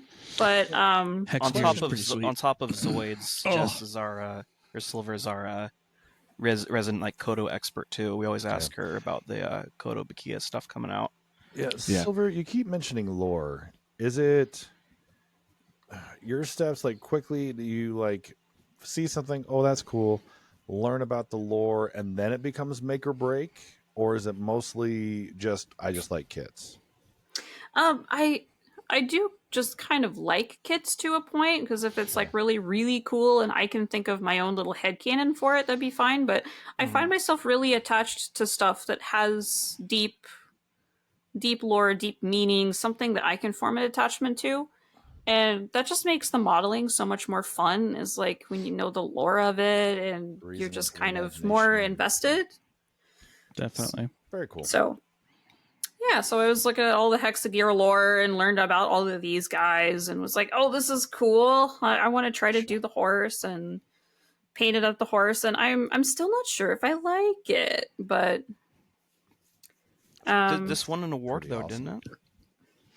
Yeah, but again, somebody liked it. It's usually a 50. It's usually a 50-50 for the specific show that I go to, because there's not necessarily a high mecha presence there.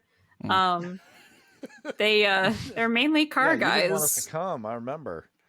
I was kidding. We found out about it, and Silver was like, "No, don't come to that. Yeah, don't come to this one, guys. Thursday and it's Saturday. Dan, you guys can't come." She like looked at me. She looked me dead in the eye, and she had these like eyes like, "I will kill you if you compete here." And I was like, "No." I was kidding. You were welcome, but at the same time, I was like, "Oh God." There goes my chances. You know, no. What she said is like, "Dan, you can't come. Lang, you're fine. You're fine. Got nothing to worry about." Yeah, I got nothing. We're good. If you put a matte coat over this this metallic, it might make it look a little deeper, you know, just like that matte paint. Yeah. I actually thought about. I thought about with this kit that I planned on color separation. So there's like kind of semi-organic parts to the model, and then there's more mechanical pieces. I wanted the like more organic parts to have some color separation, but I didn't push it quite far enough to have it be as visible as I would have liked. But this color, I'm just not sure about it. Is it I like under every lighting circumstance, it just looks black. But if the light hits it right, it just gets this bright shade of red, and it's just... What like is it? If it's a bright enough blue light. Like, what's the actual paint? It is the SMS Eclipse color shifter. Oh, yeah. Good to know. So for the most part, it looks black, and then it kind of shifts into these like purplish reds, and it looks really, really pretty, but... I love color shifters. And then we're back to the little white heads. This is how Zoid started. Oh my. They look nothing like they do now. They yeah. would not have survived if they continue to look like this. These were like when they were making the mechanical bodies, they had one cockpit or one canopy that they used for every Zoid, no matter what it looked like. There's actually a Kotobukiya model of this little guy, Garantula. I will never own this. Yeah, Why? There's lore to these, right? I'm not sure about the whiteheads. They were a little bit before my time. But little Glidolier here, this little guy, we call him Duck. And he's the fastest Zoid recorded. Okay, so if you can't see, it looks like tank treads with a chicken body and then a giant It's got little duck head on top. Little wings and it looks like a Happy Meals toy from the 80s. It really does. Yeah. What's that one in the back right side?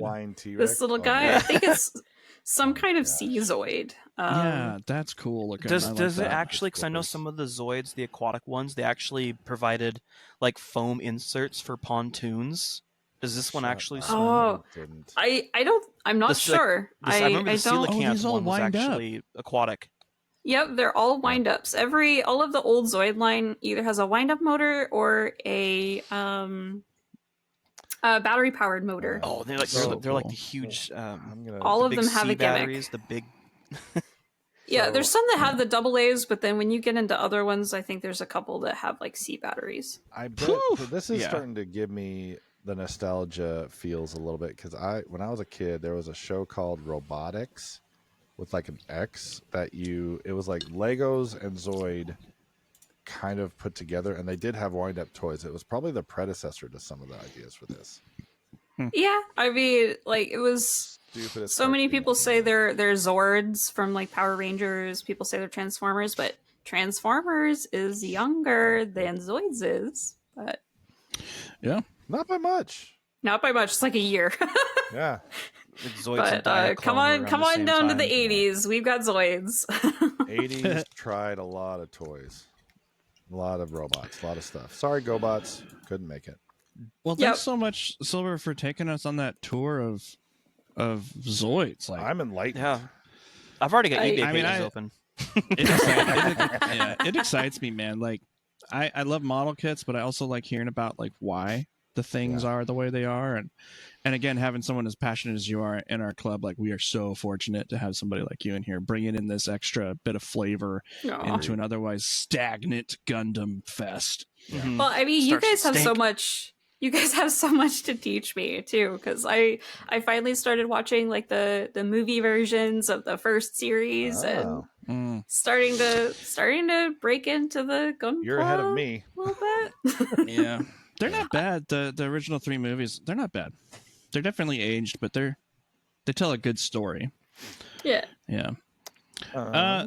So that kind of wraps us up with Silver's Den section of the podcast, I think. Yeah. Unless you have any other questions. Any other burning questions? No, mine was actually I really like hearing how people stick with it, so to speak. So I appreciate like your lore talk. I'm not there with some of the lore stuff, so I like how you are. Like, I really appreciate that. Yeah, 100%. I don't know anything. I don't know. I have like a finger dipped into the pond of the lore of Gundam stuff, but I love building model kits and customizing them.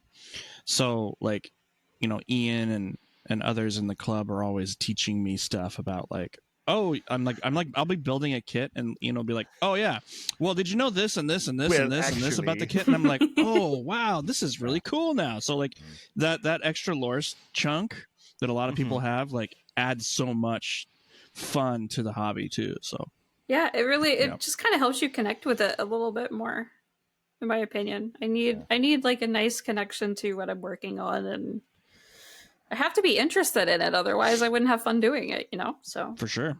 We do know. Yeah. We do know. One thing that we didn't touch on at the beginning is what we're currently building. Did anybody want to update anything on that? I can go Lane, real quick. Yeah. Okay, yeah, Ian. What you got? What you working on? Snap built a 30-minute fantasy Rozon Knight. Yeah, those things are so cool. They are really cool. I still think they're mecha. They're not. We're not getting into this. When the add-on parts are treasure chests, no, they're not. Yeah. No, but keep denying. No. So with all the armor on there, Ian, is it still just as posable? It doesn't lose any crazy. articulation at all. That's so cool. I think the only weird part is this shoulder. The shoulder armor kind of floats. So the way it's connected is with these purple joints. Yep. So it can go up, rotate off to the side to get out of the way, like and then get way back over. Oh, that's cool. As you need it to. The same goes for the hip skirts. So does that change your mind about it being mecha? No, it will not change his mind. He's dead set. Well, I mean, not necessarily, but yeah. I want to give a quick shout out. If you all, anyone that's listening, go look at Cobra Pla on Instagram. He built one, and he dolled the fading, the details, lovely. Yep. The golds on it too. Attaboy Cobra. Yeah, it's really well done. The skirts that he put on it have kind of like what's that material called? That ivory. It looks like ivory the way he's weathered it. So it's really cool. And I kind of want to try to figure out how to incorporate a look like that in something that I do in the future. For sure. What about you, Lang? What are you building? I'm still working on my 00 build. Instead of doing pieces and pieces, I jumped in and got a lot of the body prepped. I'm trying to make it because we have to go to Seattle in 2 weeks. Yeah. Today, Model Mania. So I've done quite a bit. I have this piece here to see if it's coming. This is one of the kind of the shield pieces that it's looking good. Emblem. This is the one I've showed quite a bit in some of my postings. Because you're proud of it. Of course, you should show it. Yeah, you're proud of it. I did a builder's part emblem that turned out 100% better than I expected. So that I'm really happy, and I'm just finishing up inner frame and some armor bits that I riveted, scribed. So over this weekend, I'm going to make a big leap on that. So I'm kind of excited for that. Nice. And then what about you, Silver? Oh, sorry. Go ahead. I thought you were done. I was going to say, we'll go to Silver. Okay. Well, on Thursday, I just finished up building my HMM Command Wolf. I still have to build all of the armaments, so all of the cannonry that goes on the wolf's back. So I'll probably be churning away on that at Monday, but those are kind of what's in progress right now. I haven't decided what my next project is. Are you going to be participating in Seattle IPMS in April? IPMS, I'm thinking so. I need a little bit more deets. I need to bring the stuff back up, but I would like to be there. I'm not sure if I'm going to be there because I have a lot of things stewing in the pot, but I really would like to go. Putting that on my prio list, but thinking of maybe bringing Abrams for maybe his final show, giving him some updates, maybe a little extra weathering that I learned from a lovely creator, and see where that goes. So Abrams has competed in an IPMS competition already, though. I don't think so. No, Mid-Valley's IPMS. Because Mid-Valley was not an IPMS chapter until this year. No, they were Mid-Valley, or they were IPMS. Yeah, whether they were or not, we can iron that out another time. Yeah, we can figure it out. If not, I'll have to think of something spectacular. Yeah. And I'm still working on that Exia. I've got it all painted up. I got the lighting kit all finished up. The base is done. All the paint's done. It's right here. It's all finished. I just need to do the decals now. And I made a massive mistake. And I put one of the big decals on upside down on the base. Oh, no. So I'm going to have to take that off, which isn't hard to do. And then Lang, now it's our turn to chew him out for a decal. Huh? Dude, it's proper. Microsol actually makes a... my base doesn't have a... It has a cover that goes over the switch in the battery pack area, and it's kind of, you can set it either way according to the instructions. So I had it set one way. I applied the decal, and then I realized, oh, well, to turn it on and off, I need to have it set this way. And then when you flip it, the decal's upside down. Oh. So, all right, from 1 to 10, PG Exia, what do you give it as a build grade? That's tough because I did not have fun building it. That's why. Now that it's good, hot take.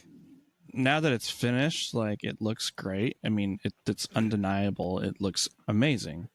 It's beautiful in its design and everything, and it's 1,000 times better and more sturdy than the master grade. But as a build, what do you give it? Give it a grade. The instructions were just terrible. The instructions were terrible. I don't know what happened with maybe my printout of the instructions was different, but all of the pictures of the parts were really low res and washed out. So it didn't show detail on the pieces. It was just almost like a silhouette of the pieces. I think I might have gotten a bad print on it or something because so like almost every single part I couldn't like one-to-one figure out like what the heck part is it talking about. And then on top of that, I'm wiring the LED kit through it, which is the Cosmos kit and the Bandai kit. I have the Cosmos. They are exactly the same as far as layout.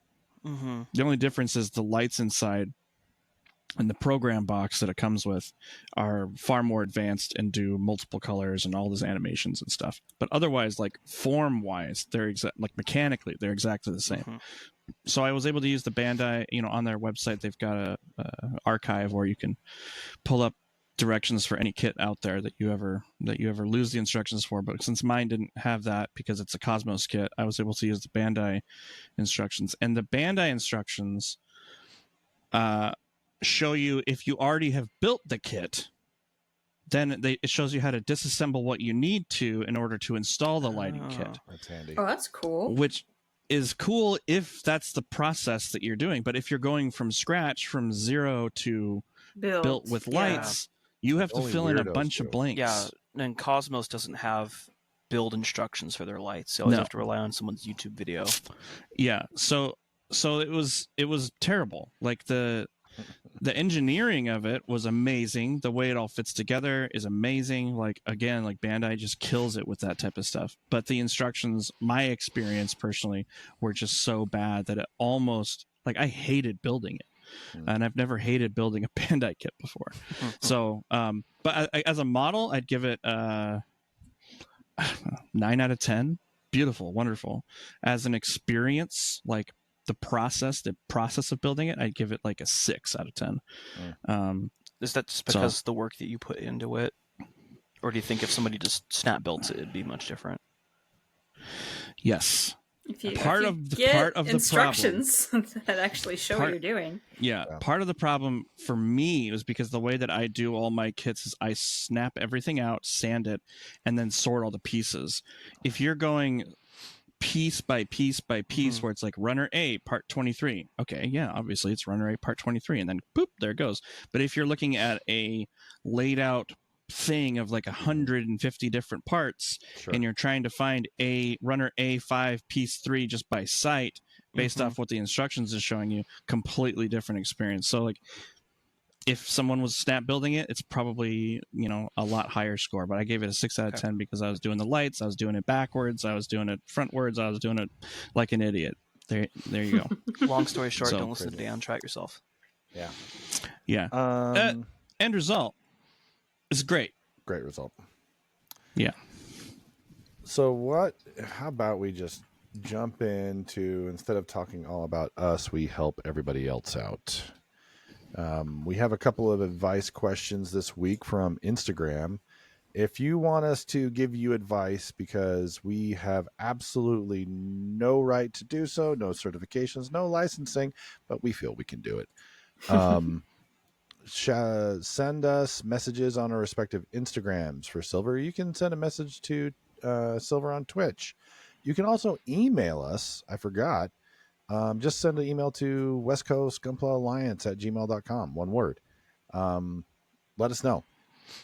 This week we have 2 questions. The first one, some of us may or may not have an answer to. I have one, and someone asks, "What do y'all do to afford this hobby?"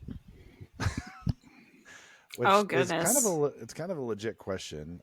It is. For me, start off small, because if you cannonball into this and get a lot and get frustrated, it can burn you, and you want to just say, I bet all of us have seen folks that say, "Screw it, I'm done. I'm going to sell my kits," and just like out. Every week I'm seeing a post of people quitting the hobby. Yeah. I'm hoping Ian does it soon with that backlog behind him, but It's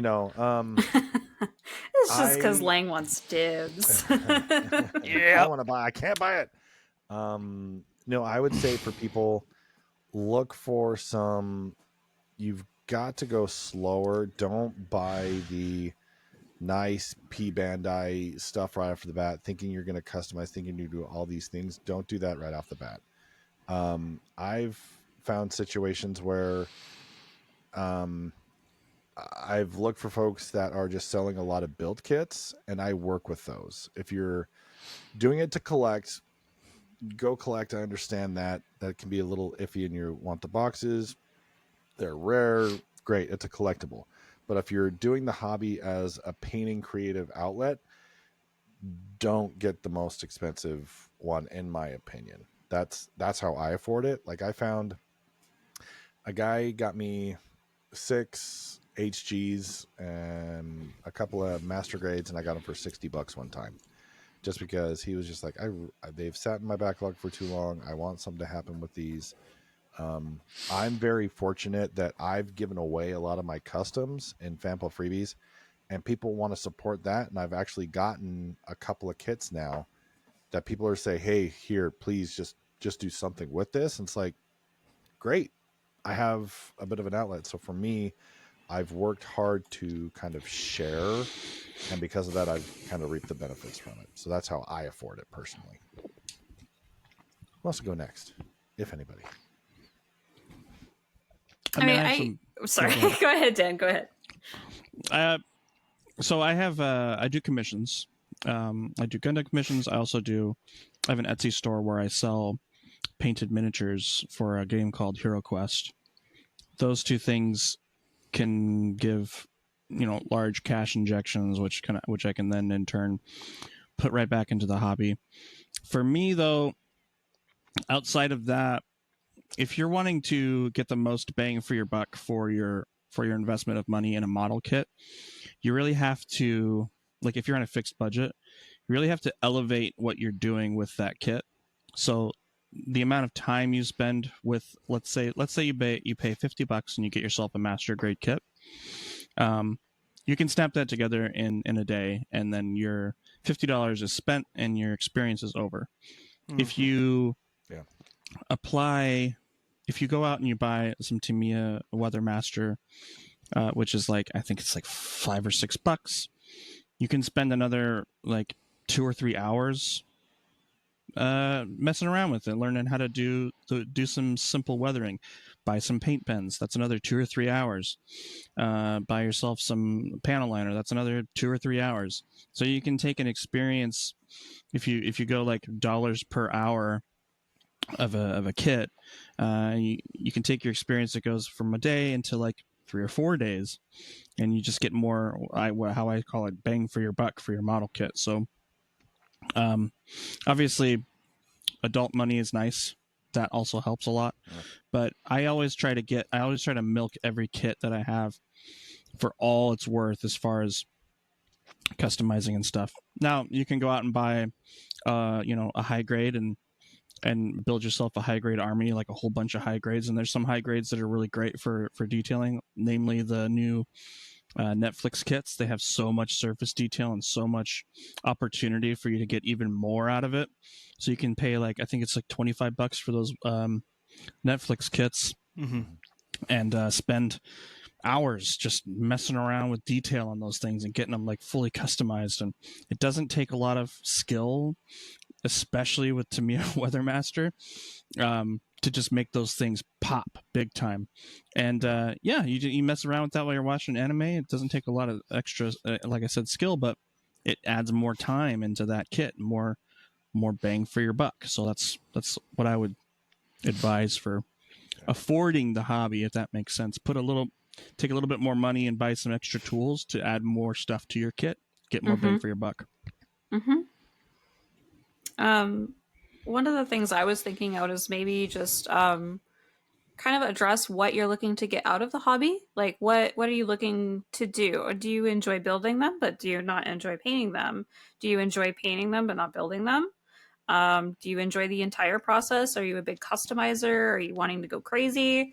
I'm kind of an all or nothing person, but I did kind of piecemeal things as I was going into the hobby because I enjoy the entirety of the process. Like building gives me some zen, kind of zone out. You're focused on putting it together rather than any of your life problems. Like the background noise for me kind of fades away. So kind of address what you want to get out of the hobby and then kind of make some decisions around that of, I like the painting part, but not the building part. Maybe I'm going to go to a swap meet and someone's going to have a bunch of kits on sale there and I'm going to invest in paint instead. Or I like building. I'm going to invest in some good building tools. Anything like Dan said to kind of play off of the spend more time with the model you put your money into, just to kind of get the most out of it. But I'm definitely a person, look on like Facebook Marketplace, look on like these bargain bin kind of places. Like, yeah, for sure. Yeah, I started with a pair of wire cutters and then I worked up to a pair of like $6 nippers, and now I have like $20 Gundam nippers. And I invested once in an airbrush and I've had that airbrush for over 10 years. So pick your tools. I'm slowly coming into the buy nice or buy twice, but that's because I'm in a privileged position to be able to do that. Yeah. Start small. Ask peers as well. Ask peers for recommendations. Find the proper tool before you invest into it. Yeah. But yeah, look at what you want to get out of the hobby and then invest your time accordingly. And if you're on a really, really tight budget, I know how it is. I mean, save the pennies. Look forward to it. If you're really jazzed about it, you will save and you'll get just that much more fulfillment out of it when you do get that kit you want or that tool. Yeah. Yes, definitely. Come to FOMO. Repins do happen. FOMO gets me. FOMO gets me good. In the Bandai space, things get reprinted, guys. Yeah, like they do. If you can't afford something now, just wait. It will get reprinted, unless it's the Master Grade O or the Turn X Master Grade. There are some outliers, some things that's but like if it's like if it's a relevant kit and everyone's all about it, like it will get reprinted. So yeah. And like for Zoids and stuff, every couple of years, most of these Zoids get reprinted. For the sheer exception of just like at least in the Kotobukiya line, they get reprinted quite often. And while the anime kits aren't going to come back, pretty much everything gets coughed back out at some point. So don't feel bad. Get yourself a budget. Put money into that jar.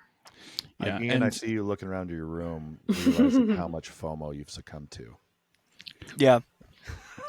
Kind of on Silver's point too, like, well, she didn't make this point, but it triggered something in my brain. Like, don't ever pay scalper prices for a model kit. Kind of goes back into the FOMO thing. Like, if there's a kit that you see and you're like, oh, I really want it. Oh, it's out of print. Oh, but they have it on eBay for $180. Like, don't buy that.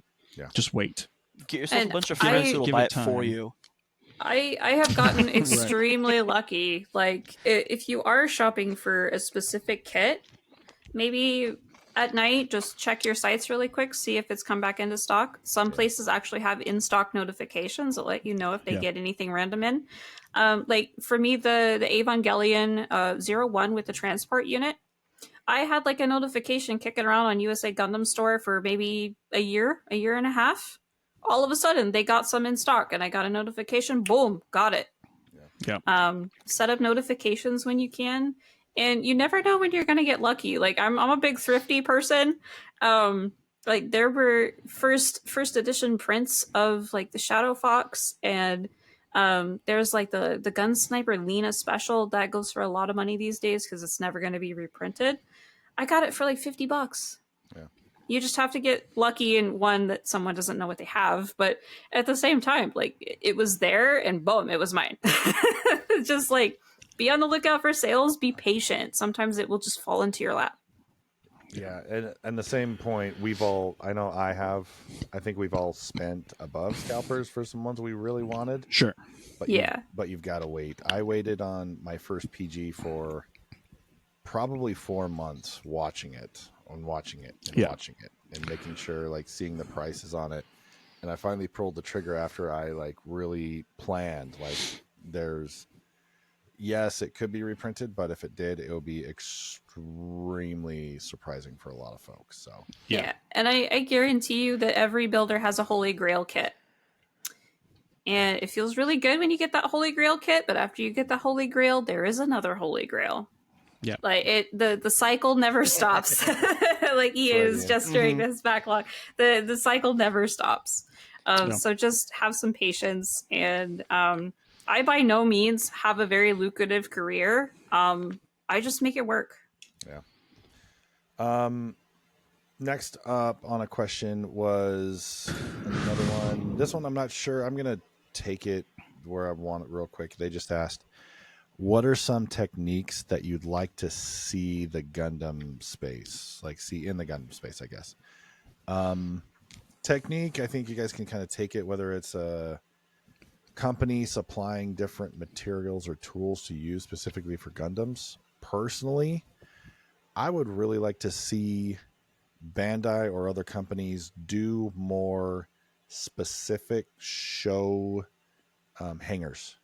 There's a lot of generic ones. There's a lot of I think the only one that's kind of specific would be 30-minute missions, where they have like an aquatic hangar, they have city spaces, they have a lot of different ones. I would like that more Gundam specific. If they had even just runways, for like Gundam 00 when they shoot out, like they're catapult specific. I think there's only one or two catapult specific, like with Seed, where they have that. Yeah, Mega Expand House that made a all little bit those. more. Yeah, expand that. I would like to see that. It's not so much a technique, but an item. Mostly the technique would be for bases. If they had more materials and more things to make a display out of, because I think people are making it themselves. If Bandai could do base displays more, that would be... Get people into the diorama scene. A company other than Bandai do it, though, because Bandai's going to charge you an arm and a leg for nothing. Sure, for one gray fair, piece. Yes, but that's what I want. I want to... Oh, man, if I could have like a Ptolemaios to shoot my PG riser out, that would be cool. Oh, that would be cool. Okay, I feel like they kind of tried that with the Figurize add-ons. Like they did a lot of effect parts for the Dragon Ball series, and there were like rocks and other debris that you could build and assemble. They didn't last long, and they never really reprinted those. True. Something I would like to see.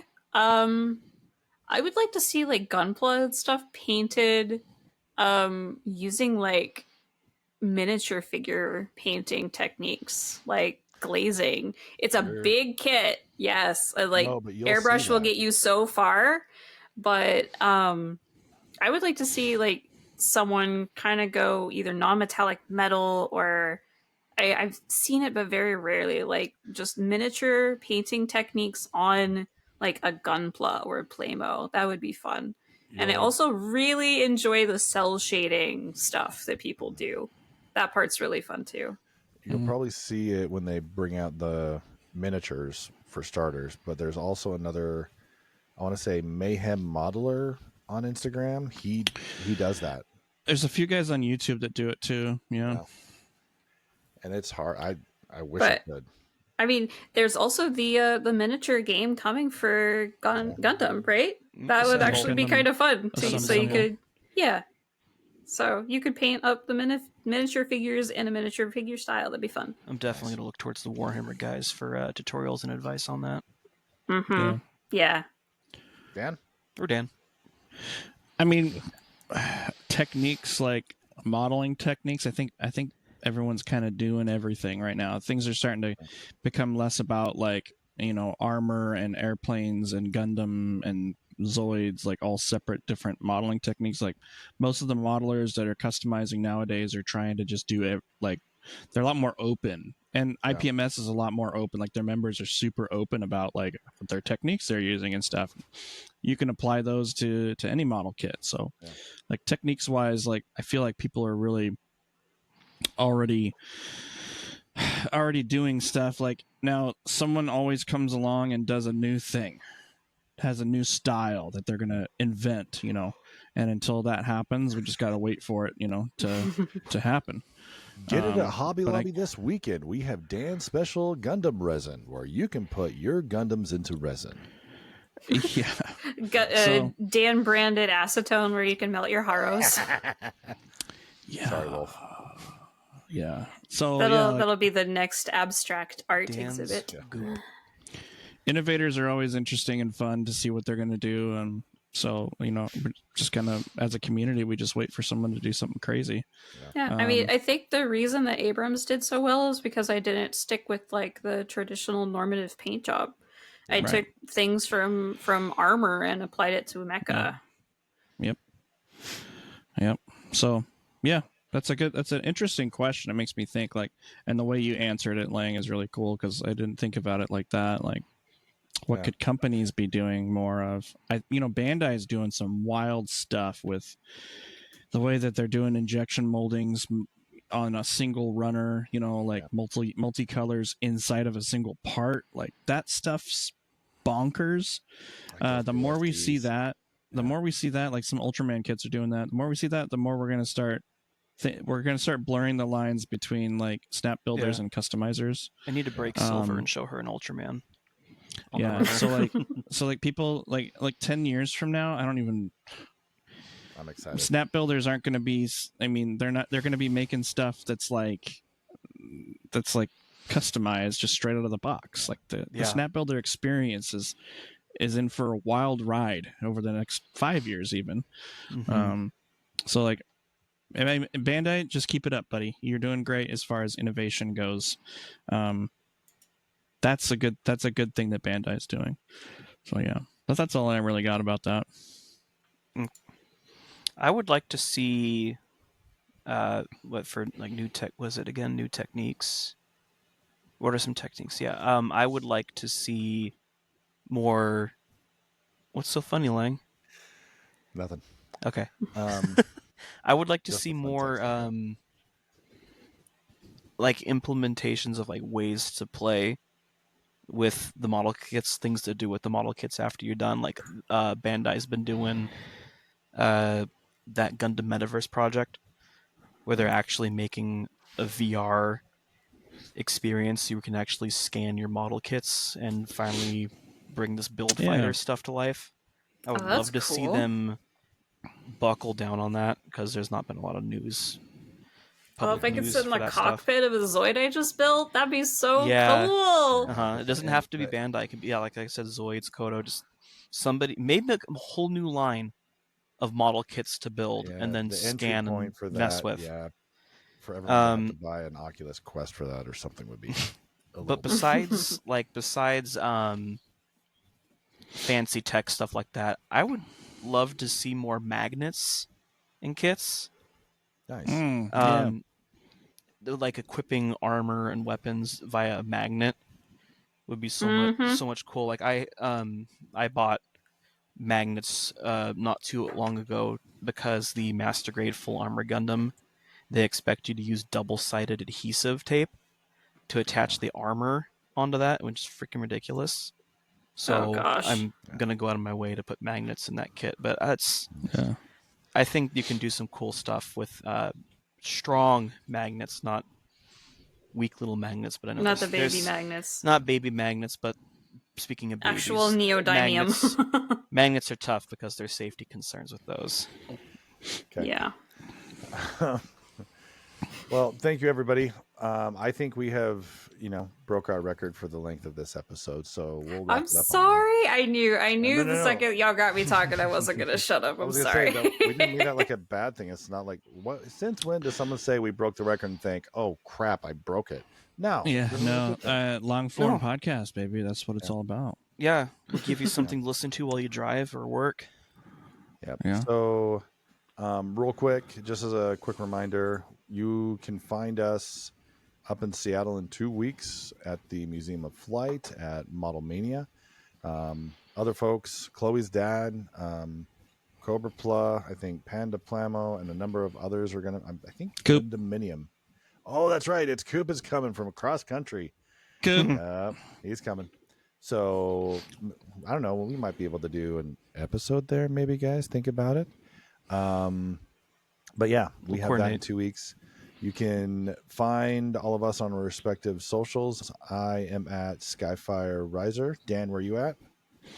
At Dan's Dragoon on Instagram, on YouTube, and on the Discord. Join the Discord. Yep. Ian, where are you at? Find me on Instagram at Cantus_Prime, and a lot of us have the Discord links in our bios. That's right. Yep. And Jess, thank you for joining us. It was a Yes. pleasure. Thank you so much. Well, thank you so much for having me and allowing me to gush about biomechanical animals for an hour. We love it. We'll have you on again. Yeah. Yes. Where can folks find you? You can find me at SilverFang053 on Twitch and pretty much everywhere else. I also have Hanger053 on YouTube with content coming soon, TM. Hit her Awesome. up for any color recommendations and which stores to get the best nail film. That's what you want to do. Right. Yeah, thank you, everybody. We are West Coast Gunpla Alliance, and we will see you next episode. Thank you very much. See you next time, guys. Bye. Hey, Garma, do you read me? What?